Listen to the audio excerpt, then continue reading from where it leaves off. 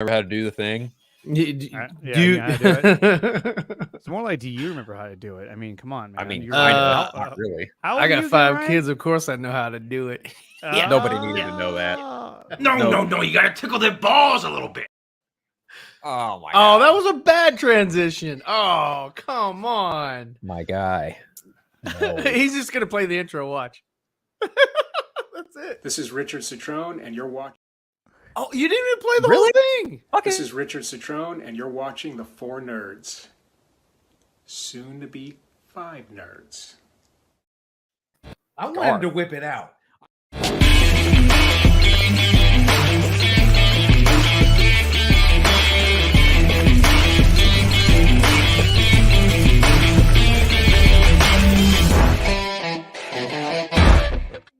Hey! What's up, everybody? Welcome to What's going on, you episode guys? 155 of the 4Nerds Show, coming at you on Wednesday. Is it really 155 now? 155. 155 episodes we've done. That's what This the number is says. heavy. That's what the number Yeah, says. this is heavy. There's That's that what word What's again. up, heavy. man? How you guys been? I haven't talked to you guys in a dog's age. It's been about 2 weeks. 2 weeks. La- last week was Thanksgiving. We took a week off. Phil has abandoned the app formerly known as Twitter, now called X, for greener pastures over on Threads and on whatever else he uses. Yeah. We have felt his loss. In fact, he left so abruptly that all of his followers and friends came running asking, "What happened to Phil? What happened to Phil?" What? And we found, everyone was Yeah, asking. people Like, actually, yeah. No. I swear to God, Yeah. in my group chats and the League of Nerds, everybody was like, Mhm. "Hey, has anyone heard from Phil? Is everything all right?" Like, Because the it account's been shows, shut you down. know, it shows when you leave. So they're like, "What the fuck?" And then usually it's like, okay, somebody's like, blocked somebody. What the fuck is this? Exactly. But yeah, it wasn't like that. It wasn't like that. What's up, Anthony? We got Fear Jason in the What's chat. up, What's going Fear on, Jason? We got Jason? Anthony, Anthony Beltre. I know where you live. That's awesome. I know we dropped him off. Hey, we did. We got Droga52, a good supporter in the chat. You damn right. I mean, Yeah, he especially reached out to May. me. Yeah, he reached out to me on Instagram. Yeah, everybody. Yeah. I'm telling you, it He's was been a big doing some promotion. fire artwork. I have to give a shout out to him. He's been doing some pretty good stuff. He has like a Mortal Kombat thing that he put out today. It was pretty cool. I like that. It's pretty cool. Pretty neat. We got Nerd Costa Nostra saying, "What's up? I hope What everyone up? is doing well and had a good holiday." Another good supporter there. Another great supporter. How Fun was dope your shit. holiday, guys? Because mine sucked because we were all sick at this house. So Oh, I was sick, my unfortunate. wife was sick, my Mm. youngest was sick. It was just, Yeah. it was rough. Yeah, no, we weren't sick. What'd you guys do? How was Oh your wait, barbecue. Nothing. Did nothing. barbecue? Barbecue. Yeah, we tried to do. We did something a little different. Not the turkey and dressing and all that. We did ribs and pulled pork and something else. But it was good. It was good. Okay.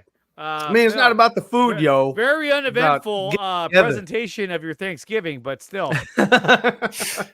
And I carved the macaroni. actually, we do have some footage from Ryan at Thanksgiving, and here it is. I Right don't here. want your money. I want Aquaman. And we're about to get Aquaman in a couple weeks. Phil, Now- before we get to that, Phil, how was your Thanksgiving, and was it memorable? No, it Okay. wasn't. Not really. No, I mean, I just kind of hung out at home, ate some food, and played some games. That's about it. That Nothing sounds really, good to me. I'll tell you that. Mm. Nothing really too extravagant. We or might have a anything like fourth that. nerd come in later, maybe. Oh, Possibly. possibly. Possible. That would be a lot of fun. Yes. So Dawson is currently calling a college basketball game, so he will not be here with us today. But we are going to talk about a lot of cool stuff today. We're going to talk about MCU rumors. We're going to talk about DC castings. Talk about a bunch of my kids are in the room. A bunch of stuff. A bunch of shenanigans. Of course, we are going to. You know what's funny? do- I actually just watched Super Troopers 2. Oh, you did? Oh my god, man! You know I what? didn't- That's a good Super movie. It's a Trooper good 2, movie. it gets a bad rap, but I do like it. It's It's- good. it Yeah, It just took too long to happen. Yeah. like it did should've take too came- long. Yeah. But I think it was crowdfunded Yeah, if I'm it not was. mistaken. Probably. Yeah. It was crowdfuded. You know, I had a pretty good time with that movie. I was actually. You know what quite else is a shocked. good movie from them is that the one where they're on an island, Dead something. Oh, Club Dread.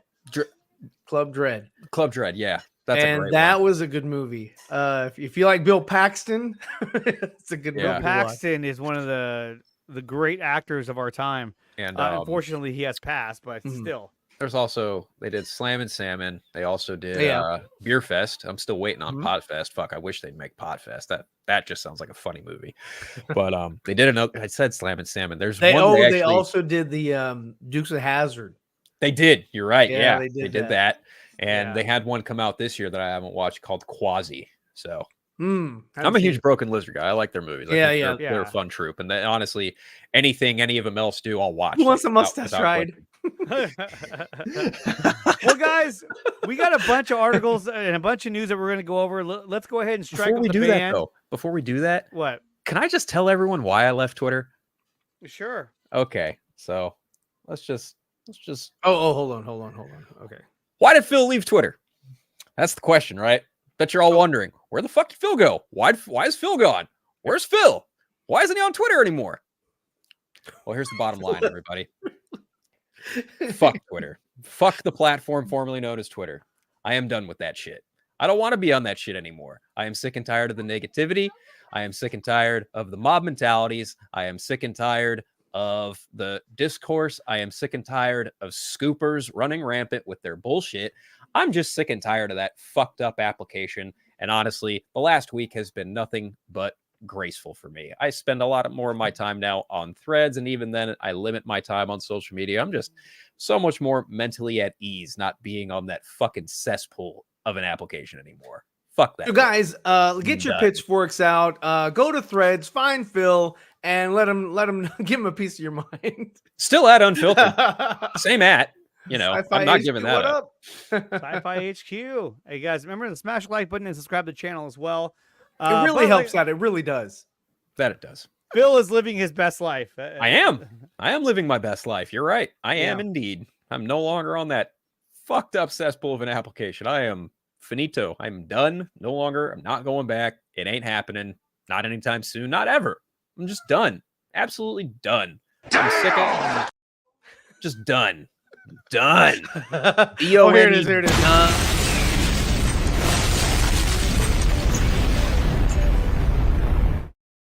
Yeah, fuck Twitter. And fuck Elon Musk. And when Fuck all anyone- those nerds that are when fucking anybody talking this asks shit. So, Phil, like, "Hey, are you going to come back to Twitter?" This is his response. No! It's just dumb. Yeah. There you go. Okay, so like I was saying, let's go ahead and let's fire up the band. Here we go.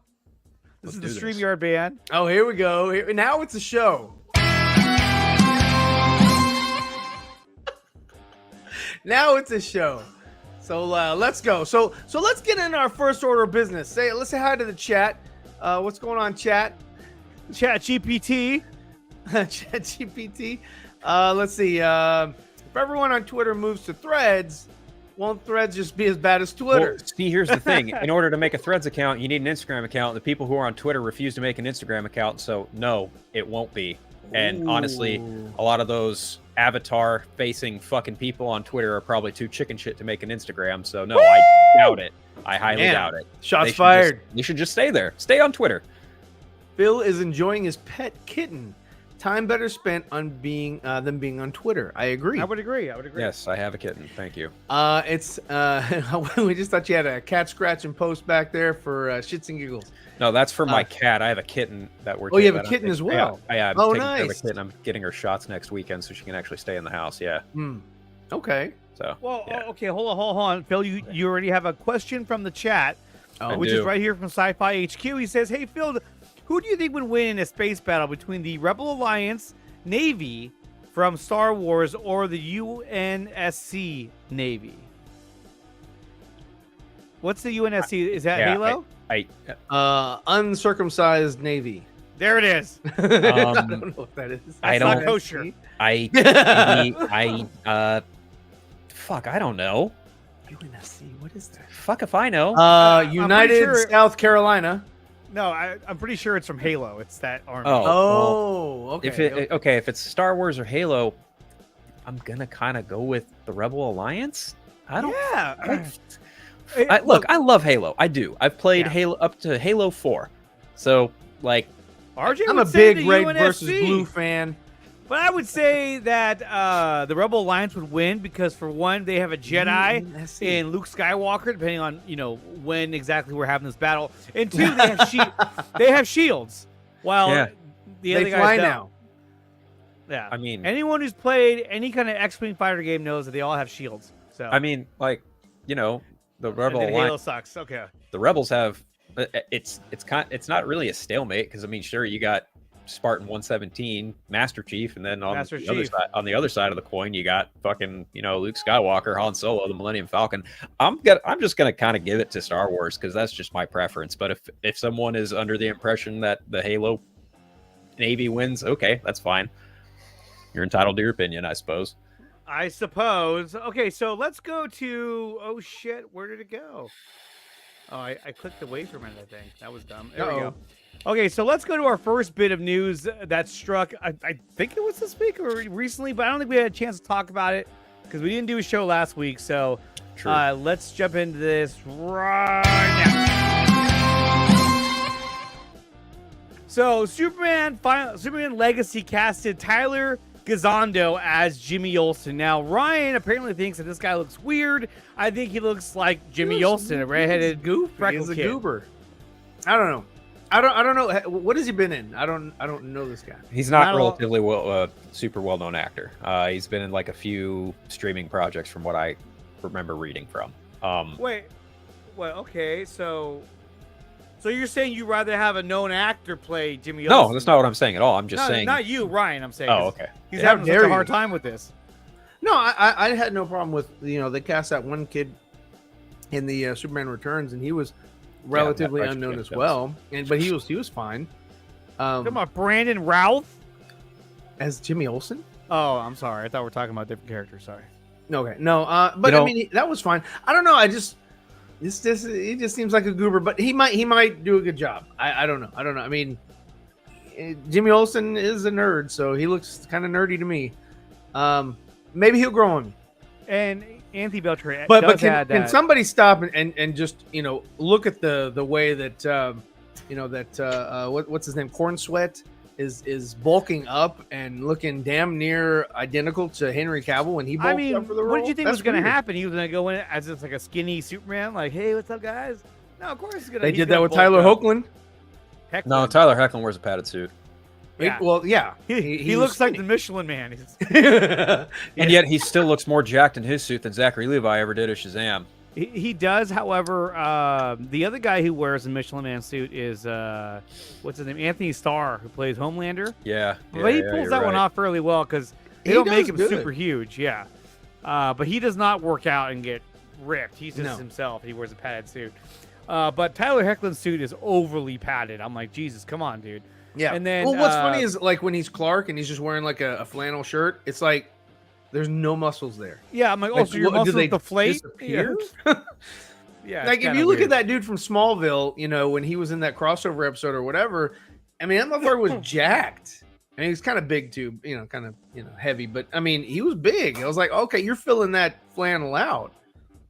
I mean, to kind of bring it back to the kid playing Jimmy, I'm just gonna shrug my shoulders, like, okay, cool. Jimmy Olsen's in a Superman movie again. Fuck, woo-ha! Like, all right, woo-ha! Cool. Woo-ha! Yeah, because with Zack, we really didn't get a Jimmy Olsen. We got somebody who claimed, there was an alias. It was we never got Jimmy Olsen. So, and then also in the same article that they confirmed him as Jimmy Olsen, they also confirmed another actress to play Eve Tessmacher, and I'm like, oh, okay, so Lex Luthor's definitely in this movie. So there's that too.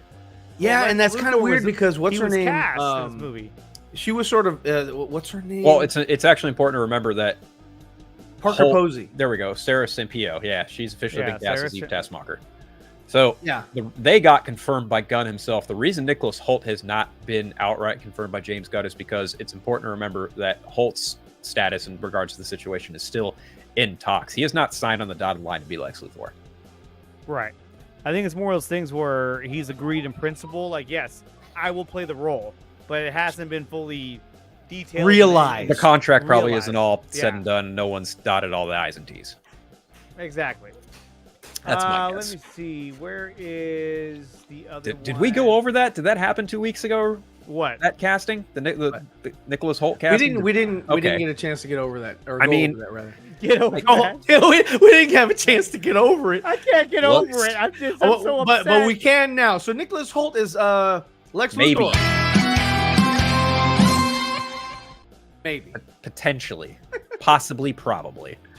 Yeah. So what do you guys think about that? Actually, Honestly, I think after losing both the role of Superman and Batman, I mean, I'm not going to say it's a consolation prize, but it's just, I think it's funny that they're going with another younger version of the character, because obviously I think he's about 33, and I think Core and Sweat turned 30 this year, so they're very close in age. I just find it superbly hilarious. Before I left Twitter, I did see a lot of ball gargling in regards to, oh, Nicholas Holt, this is going to be such great casting. James Gunn's a fucking genius. And I'm just like, you guys, In that there, image- and that's a very poorly photoshopped picture. yeah. if you ask me. But in It's that an image, AI image. without It's an the AI, image. whatever. It Same deal. AI, but that looks like the Riddler. Kind of, yeah. a little bit. I yeah, guess yeah. Mr. Riddler. That- I mean, that not looks just like- because he's in a green suit. Let's just say that's a hue. I don't know. I that- bet you if he was not in a green suit, you'd have been like, "Oh, it looks alright." That looks like a live action version of the Riddler from the Harley Quinn show. Yeah. Because he's bald in the Harley Quinn show. Yeah, he is. But but like, I don't know, like Nicholas Holt's looks, I'm sure it'll be fine. I'm guessing, if I had to guess, it's gonna be something along the lines of like a Gene Hackman, Michael Rosenbaum like mesh of those versions of the character. Obviously, if Yves Tessmacher's in the movie, Yeah. then clearly he's gonna be some kind of central businessman, and like that's cool. That's fine. Do you think knowing that that Gunn is going to play it safe, similar to akin to not Brandon Routh, but Bryan Singer when he cast Parker Posey, and then you had Spacey playing a land tycoon. I mean, look, this might even be a bit of a hot take, but if I'm being brutally honest, the majority of the people cast in this movie so far just feel nothing short of safe. Like, it all feels very Yes, safe to me. I The only agree. one that really feels like you got a winner there was Rachel Brosnahan as Lois Lane. Everything else, I'm like, okay, David Cornsweat, you got a typical 6'4" guy who's jacking up to look like Superman. That's fine. Obviously, that picture is about as close as we're going to see right now to Nicholas Holt as being bald. So, yeah, cool. Do you Skylar think he would be Cassando. bald, or do you think he Probably. would do the okay? No, I think he's probably for sure going to be bald. Because right now the only Yeah, person I that's think ever so. been bald, other than Gene Hackman pulled off his wig, but Kevin Spacey. I mean he had Spacey. hair in the film was Spacey Sure. and Rosenbaum, but Rosenbaum was never in a feature film, so he no, doesn't he was look- never in a feature Right. film. And then you've also got like Eisenberg's character who didn't become bald. He until got the end of the shaved. movie. Yeah, he got shaved, right? But Yeah. even still, like there were elements there of a comic book version of Lex Luthor that I think a lot of fans really tended to overlook just so they could sit there and bash the crap out of Zack for what he chose to do with the character. But honestly, again, like the majority of this cast just feels really safe. I mean, come on, Nathan Fillion as fucking Guy Gardner. Yeah, that makes a whole lot of sense when you really start to think about it. Then you've got, the other two characters. You got honestly, okay, I take that back. I think Eddie They have a Gathegi lot. as Mr. Terrific is great Yeah, casting. I think I that's actually good really casting. do like Hawk that. Girl is cast. Hawkgirl's cast too, you're right. And then Anthony Carrigan as Metamorpho, that's nice. Metamorpho, yeah. But still, it to me, like, Skylar Gassando, it's like, okay, He you was cast Victor someone- Zsasz, right? Yes, he was Zaz Yeah. in Gotham. But Yeah. Gassando, yeah, he looks like Jimmy Olsen. I haven't watched Righteous Gemstones, so I can't really give a solid opinion on how he's going to be. But yeah, it's like you cast people who look like the characters that we're all accustomed to knowing. And it's like, okay, yeah, cool, whatever. Show me who the fucking villain of this movie is going to be. That's what I want. That's really what it's going to boil down to for me, of whether or not my interest will peak higher or lower in this film. Because obviously Lex Luthor is going to be in it, but if you have another big bad in the background, fucking let me know, because I'm very curious. And I'm hoping, not going to like hold my breath for it, but if it's Brainiac or Parasite, then I will watch that. I will be more. See, I think interested in seeing Brainiac this is movie. safe. I think, and Even all still, these things, like you said earlier, Even still, safe. even if it's not safe, Parasite. he's Parasite's not safe. That would be awesome. That would honestly, either one would be awesome because neither one of them have been in a Superman movie before, and I think that's where you get the kind of win there, especially Brainiac, because he is long overdue for a Superman movie. Yeah, but he has seen live action in Krypton. Sure, but that's not a movie. It's not theatrical, but he did get some. Brainiac would be good, but I mean, Parasite would be even. I think would be better because you can focus more on the other characters and have that character sort of looming throughout the story until here's the thing. They have to finally deal with him. Here's the thing with Parasite. Right. Parasite, when you have Parasite, you can literally have him sap the energy and power from every other character in the movie. That way you make it a threat for everybody. Whereas with Brainiac, it's a little more safe in that you can just send his Brainiac drones on Earth and have the rest of these characters dealing with them while Superman goes off and deals with Brainiac. That's what Superman can go and go, Knuckles, to all of the CGI Brainiac, drones. Dude, your mic's coming in and out. Oh, okay. Well, what I'm saying is then Cornsweat could just go ham on all the Brainiac drones. It's all CG. He just, he punches through them all that, kind of shit or whatever. There's not real hand-to-hand combat like it was in Man of Steel with the Kryptonians. Right. But he'll be destroying shit, showing you that, he's has super strength and speed and all that. I think it would be the safest. What's up, Fatal J? What's up, Fatal J? What's up, man? You haven't done so yet, guys. Subscribe to Fatal J Show. He's putting out content every single day. Excuse me. And he's a good guy. Yeah. Excellent character. Excellent judge of character. You know what I also loved? I love that fucking idiot Jeff Snyder was like, oh yeah, Michael Rooker, he's totally going to be Sam Lane in Superman Legacy. And James Gunn was like, no, he's not. Shut the fuck up. No, he's not. He's not going to be I love that. I fucking love every time someone just comes out and slaps Jeff Snyder's internet cred. I fucking love that. Well, you know what it is, too, is that he likely took a guess at that because he was like, well, Michael Rooker's been in a lot of projects with him. I can see him playing that character. I'm going to go ahead and put that out there. And then he shot it down immediately. I was like, yes! Loved it. Fuck Jeff Snyder. That dude's a fucking rat. Fuck that guy. Fuck him. He's a piece of shit. Fucking clown. Straight up, I matter of fact, I don't know what compelled me to do so, but one night I was laying in bed watching something, and then I happened to see that the John Rocha Hot Mic show was on, and this fool fucking Snyder was sitting there just bashing the Marvels, and I'm just like, dude, you are an incompetent sack of shit. Shut the entire fuck up. You should really just leave this business because you are bringing nothing of merit to it. Straight up. That dude is just an incompetent piece of work. And it does not at all. Yeah, it doesn't at all shock me that he's not at all liked amongst the journalist community. Not one bit. Not at all. So we know that we got Tyler Gazondo. We got half of the Terrifics already casted in this movie. We got the girl, I forgot her name, but she's playing the engineer, one of the members of the Authority. So it's obvious now that the Authority is going to be a part of this story in some form or fashion. Probably there's going to be some kind of conflict in how they should handle things. Speaking of which, it's also important to note that Gunn came out and said that the whole conflict in the Middle East narrative is not the case, too. Not the case. That's what he says. So, cool. And again, that would be too eerily, close to what happened with BVS. Yes. Yeah, so well, not only that. How are you going to retread? Not only that, it would be eerily not great not taste. A good time. Not a good time considering things going on in the Middle East right now. And that was one of the things I said in my video about that. I was like, which sounds very similar to what we saw at the beginning of Batman vs Superman: Dawn of Justice when he lands in, I think he was in Africa to stop that terrorist from killing Lois Lane and all that. So I was like, okay, it's kind of similar to that. I don't see why he would do something like that again, but you never know. Yeah, guys, check out Nickatina Show. He's he desperately loves the views that he's been getting, and he is well deserved because he's been putting some killer ass thumbnails out there. Let's go. What in the hell was that all about? You plugged yourself, so I was like, might as well. Let's take some time. Twitter account, and then he blocked me from Collider, so he's a fucking piece of shit. Fuck that guy. Yeah, there you go. He is. He definitely total, is. All right, total sack of shit. Let's go on to our next topic of the day, which is this one. Where is it? So here we got Steven Yeun, who does the voice of Invincible. He's also played in The Walking Dead. Stephen Yen is the Sentry in Marvel Studios' The Thunderbolts. Now, Robert Kirkman was giving an interview, and obviously Robert Kirkman's a guy who he created Invincible, he created The Walking Dead, so he's done a lot of work, and he's worked with Stephen Yeun many times already. Yeah. And he said, he called me and said, I just came back from a costume fitting for the Sentry. I guess I do superheroes that are in yellow and blue. That's So, hilarious. Basically, essentially, just confirmed that he's playing Sentry in the fucking Bolts. That's pretty funny.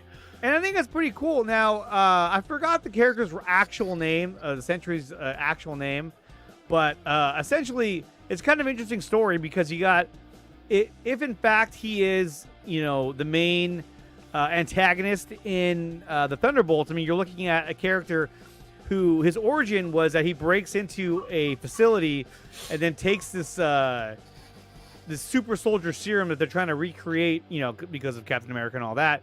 Right. And it turns him into Sentry, which is he's almost as strong as like Superman. I mean, the guy's he can fly, all kinds of crazy shit.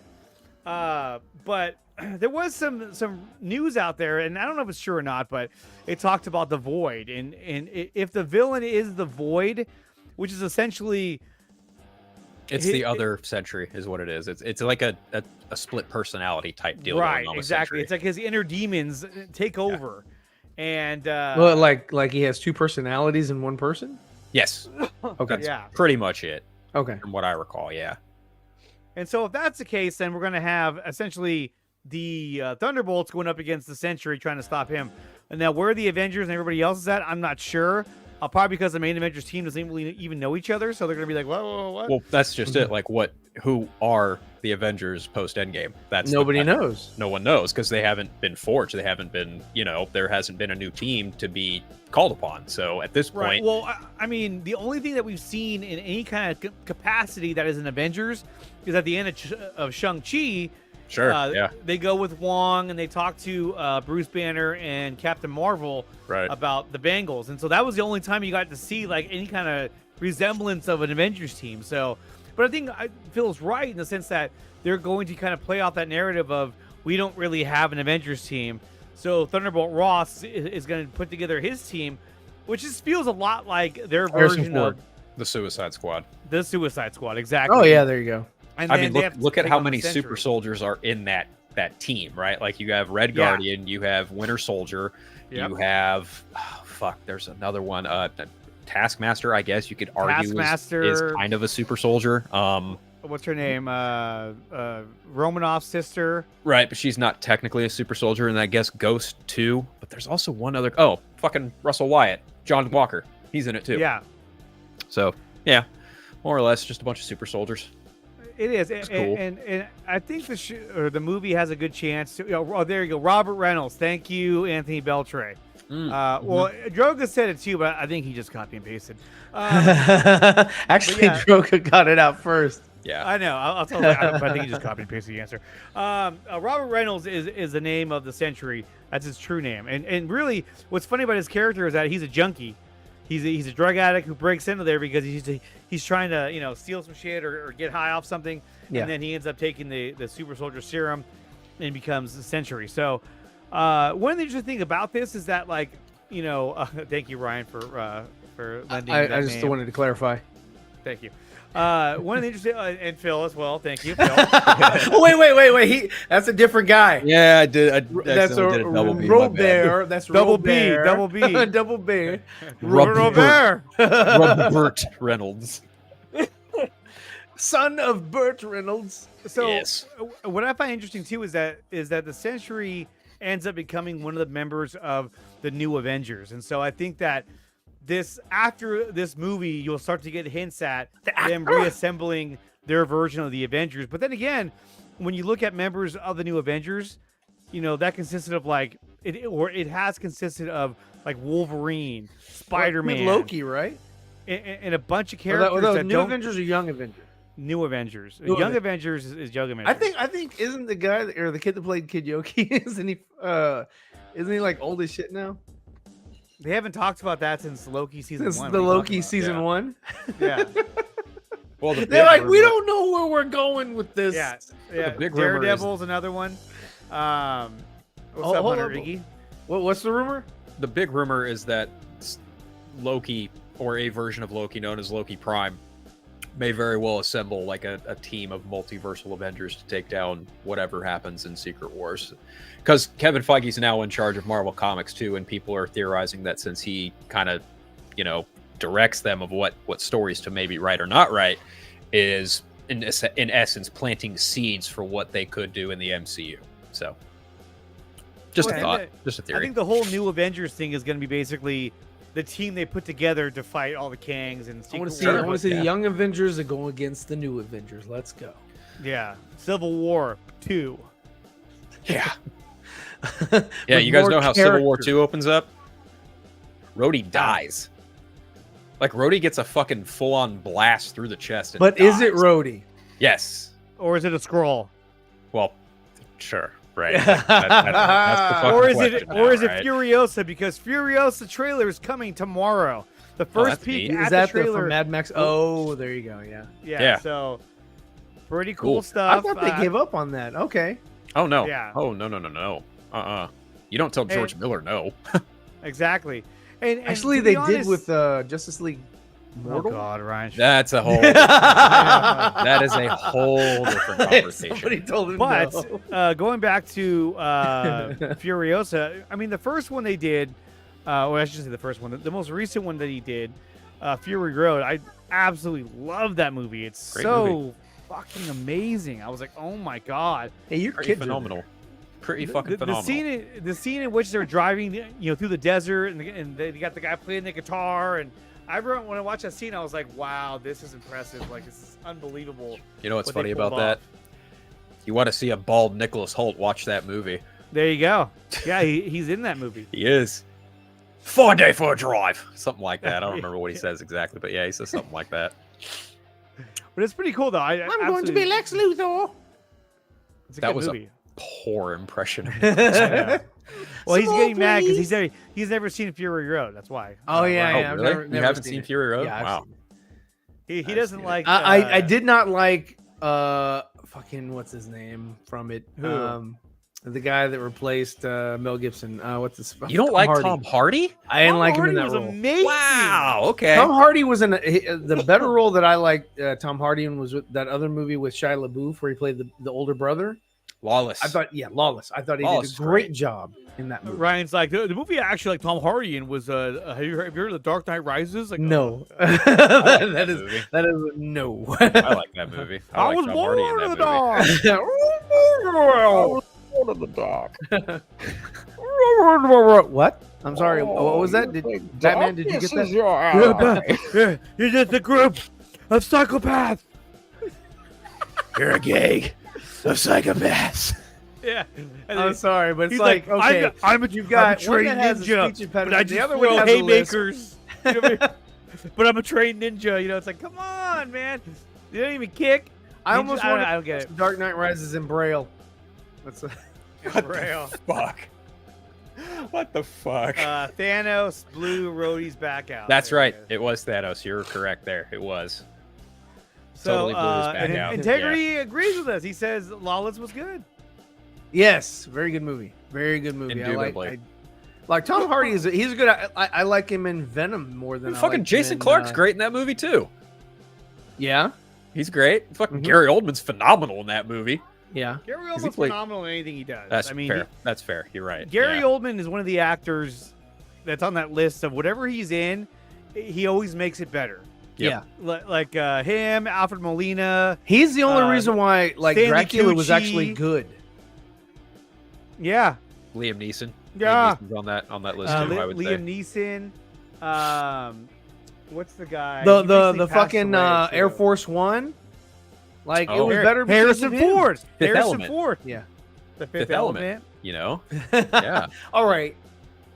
I just didn't like the movie. That's fair. I didn't like, what was that thing she always said? Like, oh, multi-pass. That was a good I movie. like I love It's that. been a movie. minute since I watched The Fifth Element. Yeah. Fuck And that, movie, man. and then Chris Tucker was like annoying as fuck. Well, he's supposed to be doing his Um, fuck. And then the guys that were Rob like in charge Schneider's of in the, that too, isn't he? Huh? No, I'm thinking of No, he's fucking not. Dredd. Those Judge Dredd. those beings that are in charge of all the like the water and the wind and all that kind of shit. They remind me of the fucking things from the Last Crystal or Dark Crystal. Ah, yes. Steven Seagal? Really?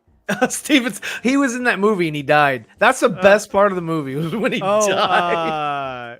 With Kurt Russell. That was with Kurt Russell. Yeah, and he died in the very beginning. I was like, oh, Very cool. beginning. I was You know like, what Kurt Russell's actually really was great awesome. in? Like right now? Monarch Legacy of Monarch? the Monarch. Oh my god. It's a good Holy show. shit, yeah. I will say this Monarch, about what is that? Monarch though is I Legacy thought of the the first Monsters? episode Oh. felt very cinematic. The he's episodes with his after son. that felt more like a show. But I mean, it's the pilot, so they're trying to put a lot more into it. But it's a good show. I'm really enjoying it. Yeah, I'm actually really shocked. It jumps like, around a lot too, so like it I keeps like that. you. I really yeah, do like I that do aspect too. to it. so there's a He's new. all sarcasm, my guy. Sarcasm. There, okay. I Fair thought he was enough, being fair serious. enough, I was like, fair enough. oh man, Steven Seagal. I mean, above the law. movie. Have you seen him lately with a big ass gut and he's like flipping No. people and it's so stupid. No, I have he's- not. It's No. He's a big man. It's big so man. Have not, no. He's- But yeah, he's a like very- Monarch Legacy of the Monsters, that's some top tier television going on right No, now. it's Matter of really fact, I good. think the newest episode dropped yesterday or today, so I still have wow. to watch it. episode 4. Well, episode 4 came out Friday. Oh, okay, cool. Yeah. There we go. Yeah. So Even I better. mean, it's really cool. I'm actually really enjoying it. So, Good. and then there was talk about how Avengers Kang Dynasty was going to get canceled, Mhm. and then it turns out that it's not going to get canceled because they just hired a new writer for both Avengers Kang Dynasty and Avengers Secret Wars. But that- So he's already been on Secret Wars. He was just recently tapped for Kang Dynasty, and honestly, Yeah. fucking great. I love Michael Waldron. I think he did a fantastic job as head writer on Loki. He wrote Multiverse of Madness. If anyone's going to crack the multiverse for Marvel Studios, it's him, and I'm Yeah. totally fine with this. I am A-okay with him writing the script for both films. And honestly, Yeah. this gives me, that same level of synergy that they had with Endgame and Infinity War because they had Marcus and McFeely writing those films. So I'm totally cool with him handling these. It's funny that because obviously he wrote Multiverse of Madness, and now there's also talk too that potentially Sam Raimi could be the top of their list to do either Kang Dynasty or both Kang Dynasty and Secret Wars. I don't see him doing both films because I think Secret Wars may get broken into a part 1 and a part 2, but I think that doing Kang Dynasty, I think that's something he can do because I think what. If I'm being brutally honest, I don't see Sam Raimi doing either one. The only one I see him doing is Kang Dynasty. I don't see him doing Secret Wars. If I had to pick one, I would kind of lean more towards Secret Wars, but even then, Multiverse of Madness was a pretty big film in and of itself because you had a lot of different elements working at play there, especially with, bringing on the Illuminati and how they factored into the story. So I don't know. I mean, truthfully, I feel like Sam Raimi would be much better served doing the third Doctor Strange film than either of these. I honestly feel like they're going to get somebody else to do Kang Dynasty and Secret Wars, personally. Yeah, I mean, I think the easy answer could be, they're considering Sam Raimi because I think they probably are to a certain degree.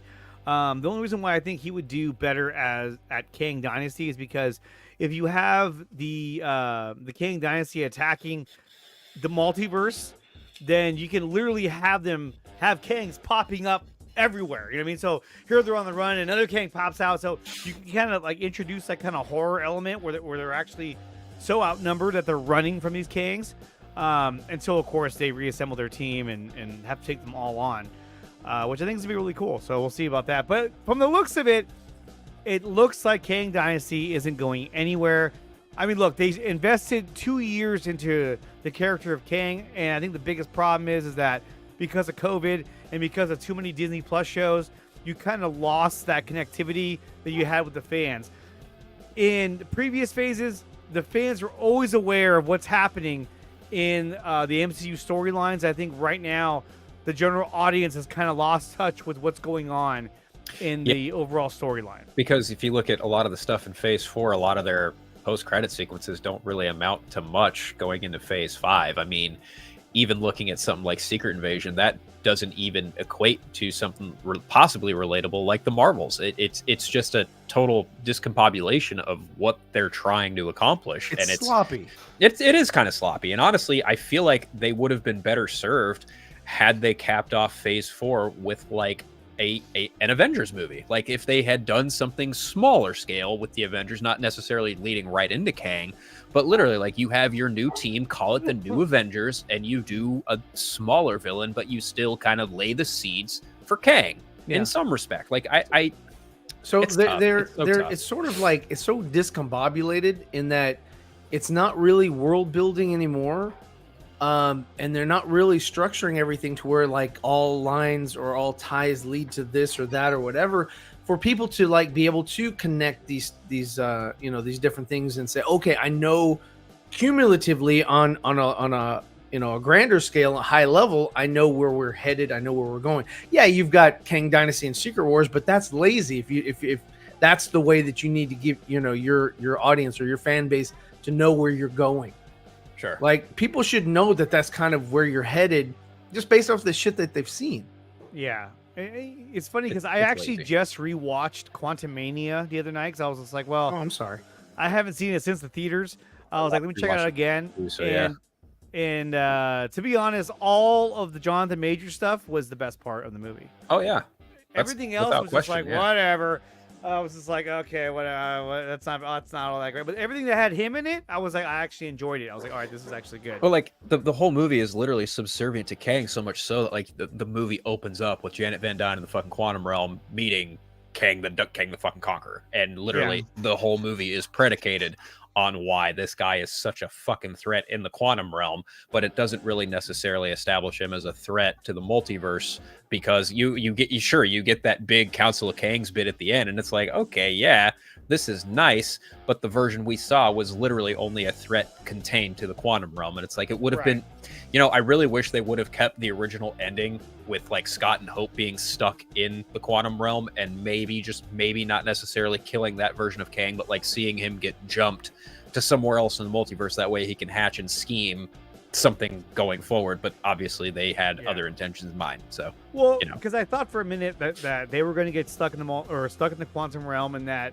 somehow Kang was going to get through, kind of like at the end of the Lawnmower Man. Remember that movie? Yeah.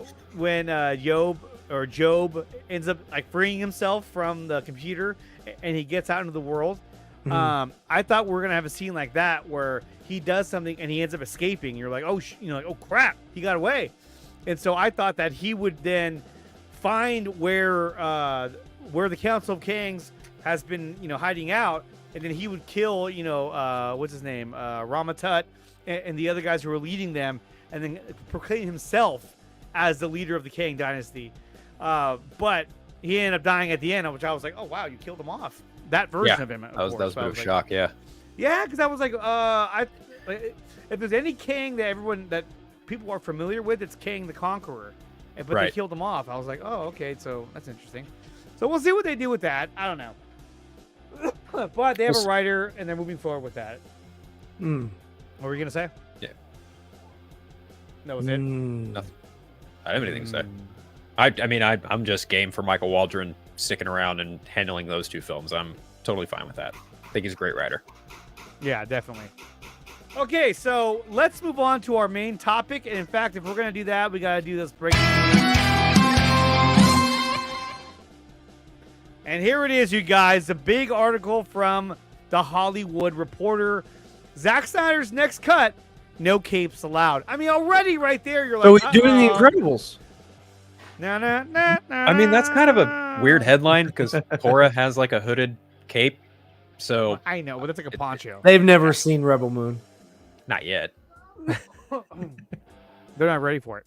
They're not ready for it. Oh, yeah. No one's ready. So this was a very interesting article. I had a lot to say about Zack and his career, his relationship with Debbie, and the things that they kind of had to endure and deal with over the years. But at the same time, it did talk about his moving on from his chapter in life that involved his DC movies. And in fact, I can kind of jump to that right now, and we'll kind of see what that says. He's got an axe. He's the Axeman. Let's see. And this is interesting too. He says, I never looked at it as a job. He goes, oh, I'm the architect of DC. He goes, I need to create entertainment for DC that sells toys, and that is for the masses and fun for everyone. He says of his Warner Brothers years, he goes, I didn't care about that. I like Batman. I like Superman. I wanted to make something cool. You picked the wrong guy if you wanted a product. And I would agree with that. I mean, that's not the kind of person that he is. Yeah. That's no shame on him. Shame on Christopher Nolan, because he is the one that recommended him to the people who wanted to market toys. Yeah, but you're talking about Christopher Nolan, who is a filmmaker. He's a filmmaker off the heels of the Batman trilogy and all that. Right, but he's the kind of person that is more about filmmaking and about storytelling. Oh, yeah. And so, sure. About unique storytelling. And so I think that's what you're going to get when you have somebody like Zack Snyder. Obviously, the three of us are huge fans of the story he was putting together with, for DC. And we would have loved to have seen him finish out that story as well. But he talks about in this article that, and this, I like that he said that. He said, look, if you want a guy, to make all the merchandise and everyone having a good, fun time, you picked the wrong guy. And I'm glad he finally said that. Phil, what do you say about this statement right here from the article? I mean, he's being brutally honest. I mean, a lot of people at the time really wanted Batman vs Superman to be this, like, world's finest, happy-go-lucky, they conquer and fucking form the Justice League at the end of the movie, and it subverted a lot of expectations in that way. And I think in the height of, the Marvel machine at its point, right after Age of Ultron, people were just like, well, what the fuck? This isn't what we expect. And it's like, well, you shouldn't expect anything when it comes to these superhero movies. I mean, going back even before with, say, stuff like the X-Men, Blade 2, even the Dark Knight trilogy, like there was just a lot of stuff there that I'm sure people had certain expectations for that might not have been met. And so, yeah, I mean, he's just being brutally honest and real. He's like, look, I'm not the guy that makes products. I make movies. I make films. I make things for people to go and digest and think about. I don't want to, not to be, what's the right word here, and not even trying to put words in his mouth, but like, he wasn't necessarily like in the same way. It's funny because, like, going back to the making behind the scenes of Batman Begins, like Jeff Robinov and a lot of other people who worked on Batman Begins and helped that movie get shaped, like one of the least worries they had making that movie was like merchandise. They didn't really worry about it until much later. Like, merchandising wasn't exactly one of the priorities there, and it's just funny to me that happens to be the priority for this, and it's like, I don't think that was the right thing to prioritize personally. So, like, in a sense, he's right. He was like, look, I'm not a product making filmmaker. That's just not how I operate. And I feel like the fact that there wasn't a very clear communication there from the studio's end, and even just having that collaborative effort just kind of torn after Batman vs Superman is really unfortunate. But at the same time, it's like, you really shouldn't screw your filmmakers the way that you did. And now, because of that, you are where you are. They really have nobody else to blame but themselves. But I do appreciate that he's just being brutally honest and real. He's like, I didn't think about the job in that way. I just wanted to make a movie that would resonate with people, and it did. It resonated with a lot of people, but that's to say it also didn't resonate with a lot of people as well. It kind of goes both ways. But yeah, I appreciate his honesty. I'm glad he got it out there. I'm glad that it's out there for the world to see, and I'm glad he's speaking his truth. So another thing he talked about, and I sort of zoomed past it a little bit, was that Deborah was actually excited the fact that he had pitched the idea of Rebel Moon, or what was Rebel Moon at the time, to Lucasfilm, and they passed on it, right? And so he was bummed, but Deborah was overjoyed. There's that word again. She never wanted this to go to Lucasfilm. Snyder recalls. You think you have a hard time with DC? You think you're mad at them because they won't let you do what you want? What do you do? What do you think Star Wars is going to be like? Exactly. Right. So imagine if he's getting pushback from WB, imagine the pushback he would have got from Disney Star Wars. I mean, it would have been huge. It would have been massive. Yeah, I don't doubt one bit. Because, I mean, there's a lot of truth there. I mean, with DC, you can kind of take some creative liberties, but not enough to really do what you want at some point. I mean, now they're in a bit of a different state because they're their own autonomous unit. But yeah, I mean, Star Wars, you're very restrained in what you can do in that sandbox because you kind of have to follow a certain checklist of what may or may not work within the confines of that universe. So yeah, I don't blame. Go ahead. I was just gonna say, I think she's fully right to feel like, yeah, thank fuck that didn't happen because now you can do it your own way. No, exactly. And when it comes to Kevin Feige, I mean, the only time I've ever heard that he sort of let the director kind of do his thing was with Sam Raimi in the Multiverse of Madness. And I think he did that because he brought in an already established director. And so he knew that, hey, if I bring this guy in, I'm going to have to give him a little bit more freedom to kind of put in his touch into the movie, There is some pedigree there too, because he did. His name is on the first 3 Spider-Man films as well. Like Kevin Feige did forge that relationship with him with those. So he knew full well what he was getting into by bringing in Sam Raimi. And I'm sure, it's on good authority that even before he did Multiverse of Madness, that Sam Raimi was a huge Doctor Strange fan. So it only made sense that if Scott Derrickson walked away from making the movie, like, well, who else do we get? And obviously Kevin Feige went Sam Raimi. Yeah. And it happened. So... yeah, I can't really disagree with that. So, again, him going to Netflix with this film, Rebel Moon, and now creating this huge universe. I mean, and this is the part. You know what? I'll wait. Hold on. Let's get to the next part. Okay, so here it is here. This is the most controversial part where everyone decided to fucking flip out today. And it's right here when he says about James Gunn getting the job at, to helm DC Studios. Wait, people flipped out over this? Where? Oh God, you have no idea. On Threads. Oh, I didn't really see too much of that on Threads. On Twitter, everyone, this was a big deal. This was a really massive deal. So right here, let me put my surprised face on real quick. There we go. So then he says, I called him and I said I wish him the best, or I wish all the best for him. Snyder would later say about Gunn moving into his old Fortress of Solitude, I told him I wanted it to work.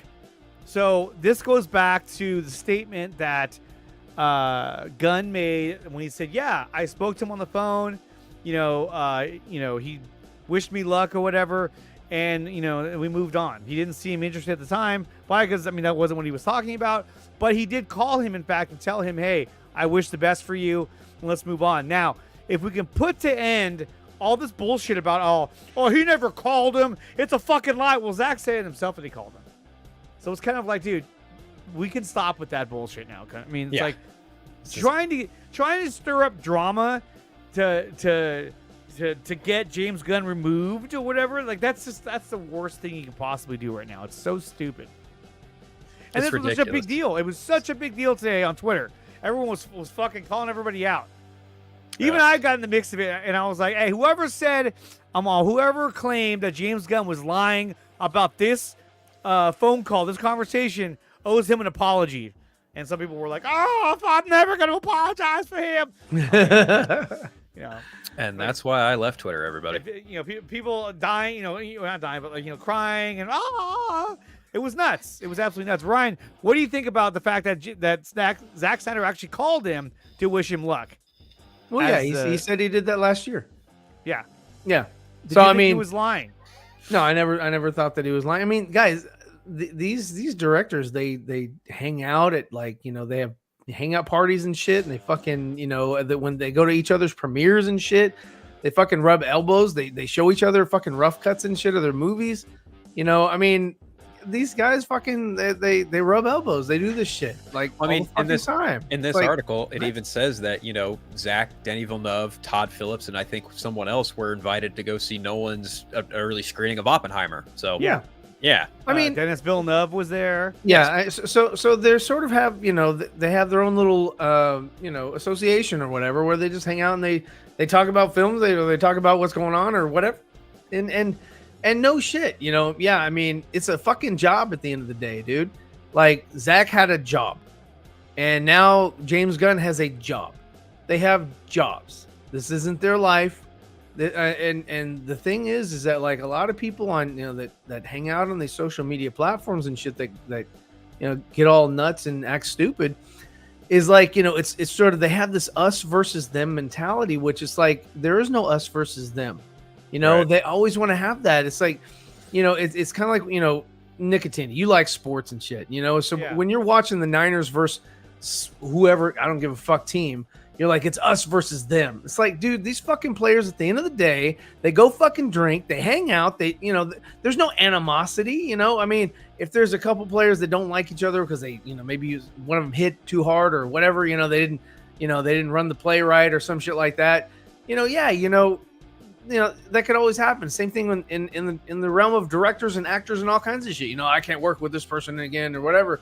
It's like all these people. It's the same thing. Like when you ask Zack, hey, would you work with this person? Like, he's not gonna say, no, I would never work with this person. He's like, yeah, no, yeah, if something came about, yeah, I would, probably be great, whatever. It's just because, like, even with these responses and, from this interview, it's just like, yeah, he's a professional. He's gonna answer as a professional. He's not gonna be like, no, of course not. No, fuck them. They spit on my cat. It's. I mean, I'm sorry, but the way that people like see this shit is just so asinine and sophomoric and stupid. Yeah. And I'm sorry, but like, grow the fuck up and understand that people hang out with each other, man. Like, this shit's old fucking news. And for some reason, just because a Hollywood Reporter posted this today, like, okay, people were up in arms or losing their minds, as Andre put it. It's like, this is old news for me. They'd spoken about this last year. I took it for what it was, and I was like, okay, cool. So, moving forward. Same thing with the whole, Zack wanted to direct Dark Knight if he ever got the chance to, or Dark Knight Returns, I mean. Yeah. Yeah, he mentioned that shit fucking last year. That, that was something that he wanted to do or whatever. And I was like, yeah, but for me personally, I don't see him coming back and doing that. He's going to do his thing. If this Rebel Moon stuff is lucrative and opens up more doors for him at Netflix or wherever, then awesome. Good job. I don't think he's going to come back and do another Batman vs Superman movie that, a lot of people might like or might not like. It'll come back. It'll look amazing. But, because, I mean, he's a visual director. That's number one, first and foremost. When I watch a Zack Snyder film, I know it's going to look visually pleasing. Oh, yeah, definitely. But, yeah, I mean, again, like, all this stuff here that he's talking about, dude, it's just, I'm sorry, but like I said before, it's the us versus them mentality needs to fucking stop. It's stupid. Yeah, it's sophomoric, it's stupid, and it's meant to take very advantage of a lot of immature. people. Yeah. And Doesn't do anyone any favors.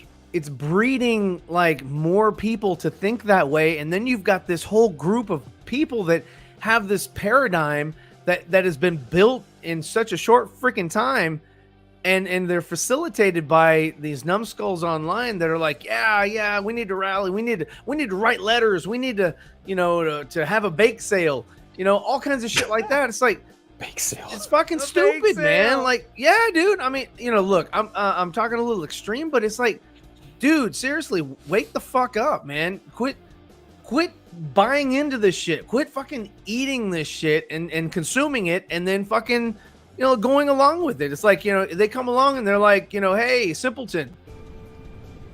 Look at me, sure. Why are you mute yourself? Look at me, sure. I'm the captain now. That's what they're saying. And the people that are listening to are like, okay, my captain.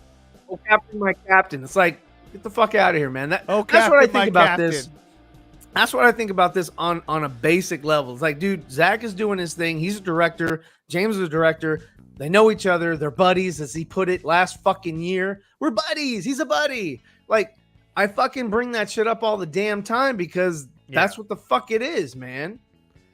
And that's the part that just gets so old over time, is that, you have people out there that are literally feeding people bullshit. And you have a group out there that firmly believes what they were being told. And like, I had a buddy of mine, Igor, Igor, Ryan. Yeah. He's a good guy. He messaged me and he was like, yeah, I remember watching, one of these live streams, and they said, just consider it restored, just not announced. And I was like, are you fucking kidding me? That's what was being said? Yeah. Like that's unfucking. Well, the thing is, Unreal. And is what if it you is. watch Unreal. if you watch our broadcast from a while ago, I've always said that, man. You know what they do is they prey on hope. They prey on somebody's hope. our whole and then channel's a receipt. Yeah, no. Look. You want to call people out individually? I'm cool with that. I'm not afraid. I don't care. No, I don't give a shit. But the thing is that they prey on people's hope, and like I posted today on the app that Phil left, I said, now that this has come to light or has been released on a trade, are all those people that gave fucking super chats on this bullshit, on this false hope, are they going to get fucking refund checks? Is No, this of money course going to be not. fucking sent back out because they can't fucking cash it? Like, oh shit, there's no more Snyderverse when it comes to DC. Oh, you want to watch more Snyder? Okay, well, watch fucking Rebel Moon 2 when it comes out. Great, because that's all you're gonna fucking get. So, like, get your head out of the fucking ground, you fucking ostrich, and fucking realize that this shit's not fucking happening. Wait, what is this? What's that? A certain Jedi is planning on crashing the LA premiere of Rebel Moon in the LA Q&A with his two buddies in order to ask Zack more questions to debunk the article and expose the fake fans. But the problem is he's gonna go to Man of Steel Knife Company, and he's gonna try to purchase some knives from there, and they're not gonna let him anywhere near the fucking gates because he's fucking eating his own feces, man. Look. Skywalker's an idiot. Fuck him. Look, honestly, Yeah, he's an if idiot. you're going to be foolish enough to go to a movie premiere and ask questions about shit that doesn't pertain to the movie, I would imagine the people who made the movie are going to be like, yeah, this has nothing to do with that. Can you please ask something more geared towards this film? Honestly, I mean, sure, they should be warned, but at the same time, it's like you can't stop stupidity from being stupidity. Like if he does go, he's just going to make himself look like a bigger fool. Like there's Their whole plan. Their Is a whole fool. plan. All those guys are fucking fools. Their If whole that plan is if their to whole give plan- legitimacy to their fucking Their channels. their channel, but to the fucking Jabba the Hutt at the top of the food chain, and that's the whole fucking point. Is that they're trying to give legitimacy. Look, he won't answer it. He said he was nice to us and said, hey, anything's possible or whatever, which is a fucking just a political response, a politician's response. And they're just gonna fucking again like, oh look, we can siphon hope from this, and they need to fucking stop that shit. And people need to stop fucking listening, because you're not gonna stop them from fucking just He's being spewing the coy. bullshit. You need to He's stop under fucking NDA. feeding into the shit. Yeah, we're all under NDA here. I mean, look, but Carrie, I get that, and I'm sorry you feel that way, and I get it. But at the same time, it's like the writing was on the wall for a while now. I mean, and then when you look at like when the marketing starts really picking up, I mean, it's already starting to kick in now for Rebel Moon. Like, it's easy to realize, like, yeah, this is not something that he's just doing to kill time. This is his passion. It's not like he's like, yeah, after I'm done with this, I'm going to go back to DC. No, that was never going to happen. No. That was never going to be the case. And to believe that he was going to come back and do his thing over with DC, it's fool's I mean, gold. people are It was like, come on. like, hey, fire James Gunn. Like, that's gonna fucking solve it. Like, no, I mean, I'm sorry, but it's the writing was on the wall a year and a half ago when his crew, after or even before that, like after the buzz from Zack Snyder's Justice League had kind of died down a little bit, because everybody watched it and they liked it, and people were tweeting it out and all that, but you never saw like, okay, so the hashtag switched to restore the Snyderverse. You never saw the people closest to him tweeting that out.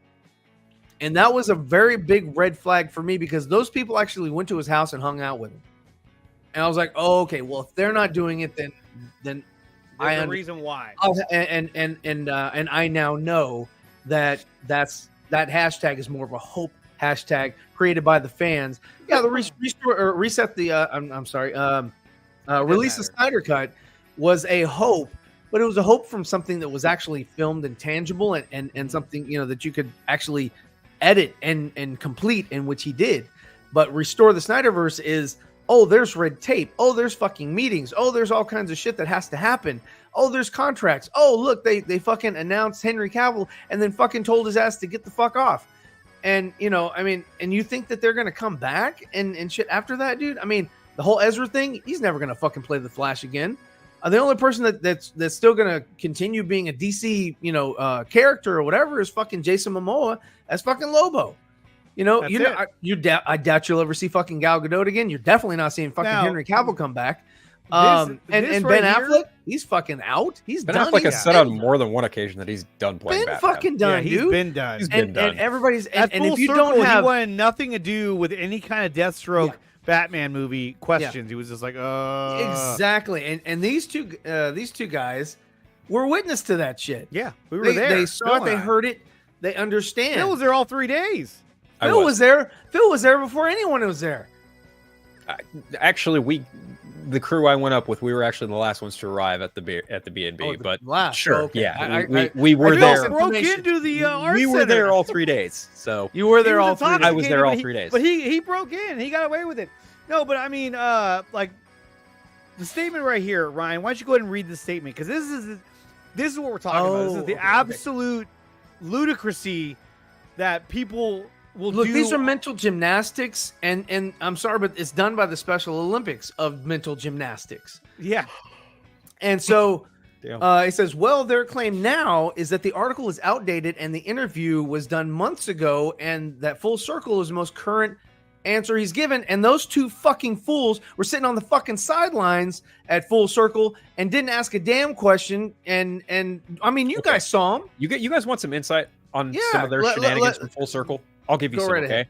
Because when me and a few other people showed up there for the Man of Steel showing the first night, there was a cocktail party, right? We had drinks, bunch of people just palling around and having a good time, getting to talk to each other. And I'm with Dave and Scott from DC Squadcast, and of course Dave, the film junkie, and we're just fucking having a great time. Dave even asked me, like, "You gonna drink?" And I was like, "I don't know, maybe." And then not even 5 minutes later, I shit you not, I shit you guys fucking not, okay? I'm just standing there minding my own fucking business. Zack walked right behind me. Dave turned around and went, "Oh, hey, Zack." And I turned around like the Flash. I was like, holy fuck. And he went and got a drink, and I went and got a drink not too long after that. And then without hesitating, the Goon Squad fucking bum rushed him to be the first ones to fucking talk to him. And then a line formed.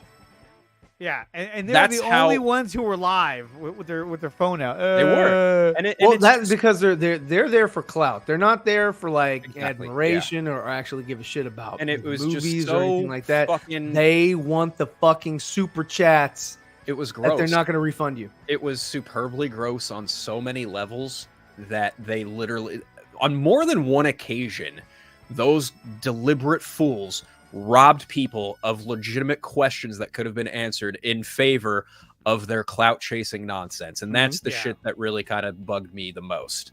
Like when the Snyder cut was aired at the IMAX that we all saw it at, literally Ray Porter's asking people for questions. He goes, "Yeah, the guy in the black hat." And the fucking fool in a Superman suit stands up and just starts spewing the bullshit. And it's just like, dude, fucking sit down, shut up, and just leave people the fuck alone. Yeah. Nobody wants to hear your nonsense. But no, you know, these guys just do not give a fuck. All they give a fuck about is their clout. And it's sad, honestly. I mean, these guys are sitting around like smelling each other's farts. You know what I mean? They're like, and good, not man, only that, but good. they're like, ooh, that, you know, that one you just let out, that's good. We need to add that. We need to add that to the top of the list because that shit fucking smelled good, dog. Yeah, Jacob was there too. Jacob. Yeah. Oh yeah. I remember. But the biggest problem is, man, you know, look, they don't, there's nothing left for them. And they know that. And so they're like this next month or whatever, they're going to be, there's acts of desperation that are going to happen. Like they're the people that listen to them. Come on, man. Okay, come on, if this conversation has gotten ridiculous for you, that just tells me you're not hearing what you want to hear. Yeah. And that is a you problem, and you need to figure it out, dude. Because I'm telling the fucking truth. I was there. If you think I'm lying, that is your business, my guy. Well, integrity, dude. Like, we love you, man. But the thing is that, you know, oh, hey, you know, this is inevitable and shit like that. You know, we kept trying to tell you way back then, dude, it's not going to happen. And, you kind of got upset with that because, you've got these other fools over here that are saying something that you want to hear. And now that you're, hopefully, and that's why you're here today, because I haven't seen you last week or of course, 2 weeks ago, and before, like you come around every so often, but like you're here today. And I know you're here today because of the article, because we're going to talk about it. And honestly, you left the comment earlier, Zack Snyder's Justice League 2 is inevitable. No, dude. I'm sorry to be the done, ball dead, and buster, buried. but it's not happening. No, If you legitimately want to see that story, watch Project Justice League. Give some money to AFSP, okay? There you go. Like, Not to us. seriously. Not to us. Give it to AFSP. For sure. No, I didn't get upset about anything, nor did I follow certain other people you guys don't even know. No, I had no idea about the article today. Okay, fine. Okay. Well, if you had no clue and you just kind of happened to jump on, then we appreciate it. But it just, from the stuff that you have put out as far as like Inevitable, Snyderverse, happening again, all that kind of stuff and whatever, and we've brought up this before. Yeah, dude, we've been saying for over a year that it's just not going to happen, and it won't, and it never will, and you'll never see it. And then Hunter Iggy, I don't watch that guy's channel because that guy is full of shit, and it's a really trash channel, and he'll basically tell you anything you want to hear to come back and watch more of his bullshit. So no, I don't watch that guy. Not a huge fan. I get you. I understand. Okay, if that's got your you. way to say hello, That. my response to that is Fine. find a new way to say hello. That's my response, my guy. 187 says, bang, bang, Niner gang. That's it. We're going to take down those Eagles. Damn right. Oh, there you go. Sitting there, buying into it. All them against us. All that shit. Okay. Nerd Coast Nostra's onto this. This is the perspective you should have. There you go. Straight up. I agree. Yeah. Andre, why don't you read that comment, please? I'm happy for the films we received and accepted a long time ago. All involved have turned the page and moved on to bigger and better things. Exactly. 100%. I think Yeah, you got honestly, even to like Carrie's point earlier, look, I get it, dude. I completely understand your perspective of being disappointed with the way Warner Brothers handled that universe and screwed Zack out of his story that he wanted to tell. I fucking get it. Believe me. But at the same time, it is what it is, my dude. We gotta just, oh man, I'm gonna get so much shit for saying this. Gotta move the fuck on. Well, it's just like Zack said, they hired the wrong guy. If they wanted a product, they wanted to be able to sell to the mass audience. He was making something that he would like, or he would watch it for himself. And, so what he was doing was sort of isolating people to his sort of taste. And, and that's why I think Man of Steel is a fucking phenomenal superhero movie. I think BVS, has some good parts in it and all that. I think that Zack Snyder's Justice League is a better representation of what his films could have been, had Warner Brothers not meddled.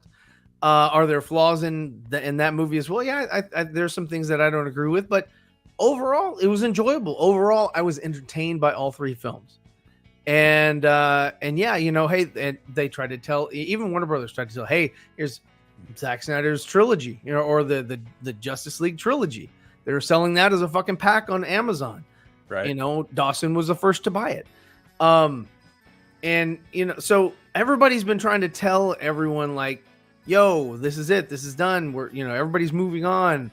Zack got a job at Netflix.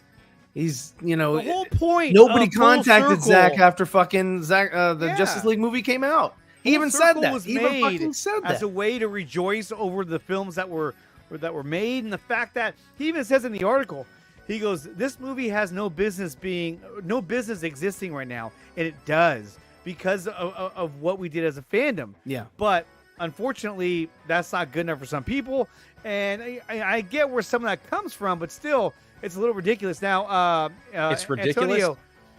Antonio, who are you talking about? Just let me know, because but I'm glad you called out whoever that fucking was. Yeah, Oh, that it's hard to guy that you were understand talking about earlier. over just text-based messaging completely because tone and whatnot gets mistranslated. But yeah, Yeah. I mean, it's real. It's unrealistic to just continue to hammer this idea that I mean, since the DC movies are now going to Netflix, the Snyderverse is getting restored. No, the fuck, it's not. Okay, It's not. It's not. You want to know why? You want to know why those movies are going there? Because it's called a fucking licensing deal. Warner Brothers is in debt. They need to make money, and they made a deal with Netflix to license those movies to stream on that platform. And Amazon. That's all and Amazon. That's all it is. That's literally all this shit is. You want to know why? Because James Gunn is cooking up a whole new fucking universe for people to fucking jump into. It's like a comic book continuity because these are, wait for it, based on comic book films, everybody. And it's just so unhealthy to try and cling and just hope to God that Warner Brothers or whoever just goes back to Zack and says, please, will you come back to us and finish your story? Why would he? Well, even the narrative Why that, would that he? these same people, same exact people, were trying to sell with this whole sell to Netflix. And I was like, dude, you guys don't understand, fucking copyright laws, Yes. intellectual property. They don't law. understand how You don't anything understand works. anything. You're like adult children that just don't get it. You've never Yes. signed a contract other than maybe, to fucking Domino's Pizza when you, sign your fucking receipt and you just they signed a take your fucking contract 2 slices. when they sign up for their cell phone plan. Damn. Wow. But Good analogy. and that's the thing. I didn't read It's like, anything. I none just of that went shit in makes there. any sense. Like the Cell campaign makes zero sense. It's And I dumb. understand people got behind it because they wanted something to rally behind. But at the end of the day, it's embarrassing because Again, it dude, made it's that zero same thing. sense. Rallying behind a false hope. It's a false Like, it's hope. a false hope. And guess who benefited and guess who won out of all that? All those guys that you gave super chats to and Mhm. watched their streams. Yeah. Those are the ones who benefited. You didn't because you You gained nothing benefited from it. nothing. You were entertained by a lie. Yeah. I hope that sinks in, dude. That you guys were entertained by a fucking lie. Antonio writes, I want him And to you finish paid the story for it. like everyone else. I just blame Johns because he screwed us. I would say this. If you want to see the story told, which, okay, when we talk about artistic integrity, right? I always say that, to me, the story should be told, regardless.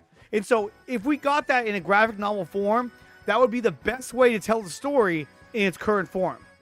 And I if mean, people hell, are like, no, they even discussed live that. action only, live action only. But the thing is that you don't I mean- care about the integrity of the story that he was putting together for this branch of DC, for these characters.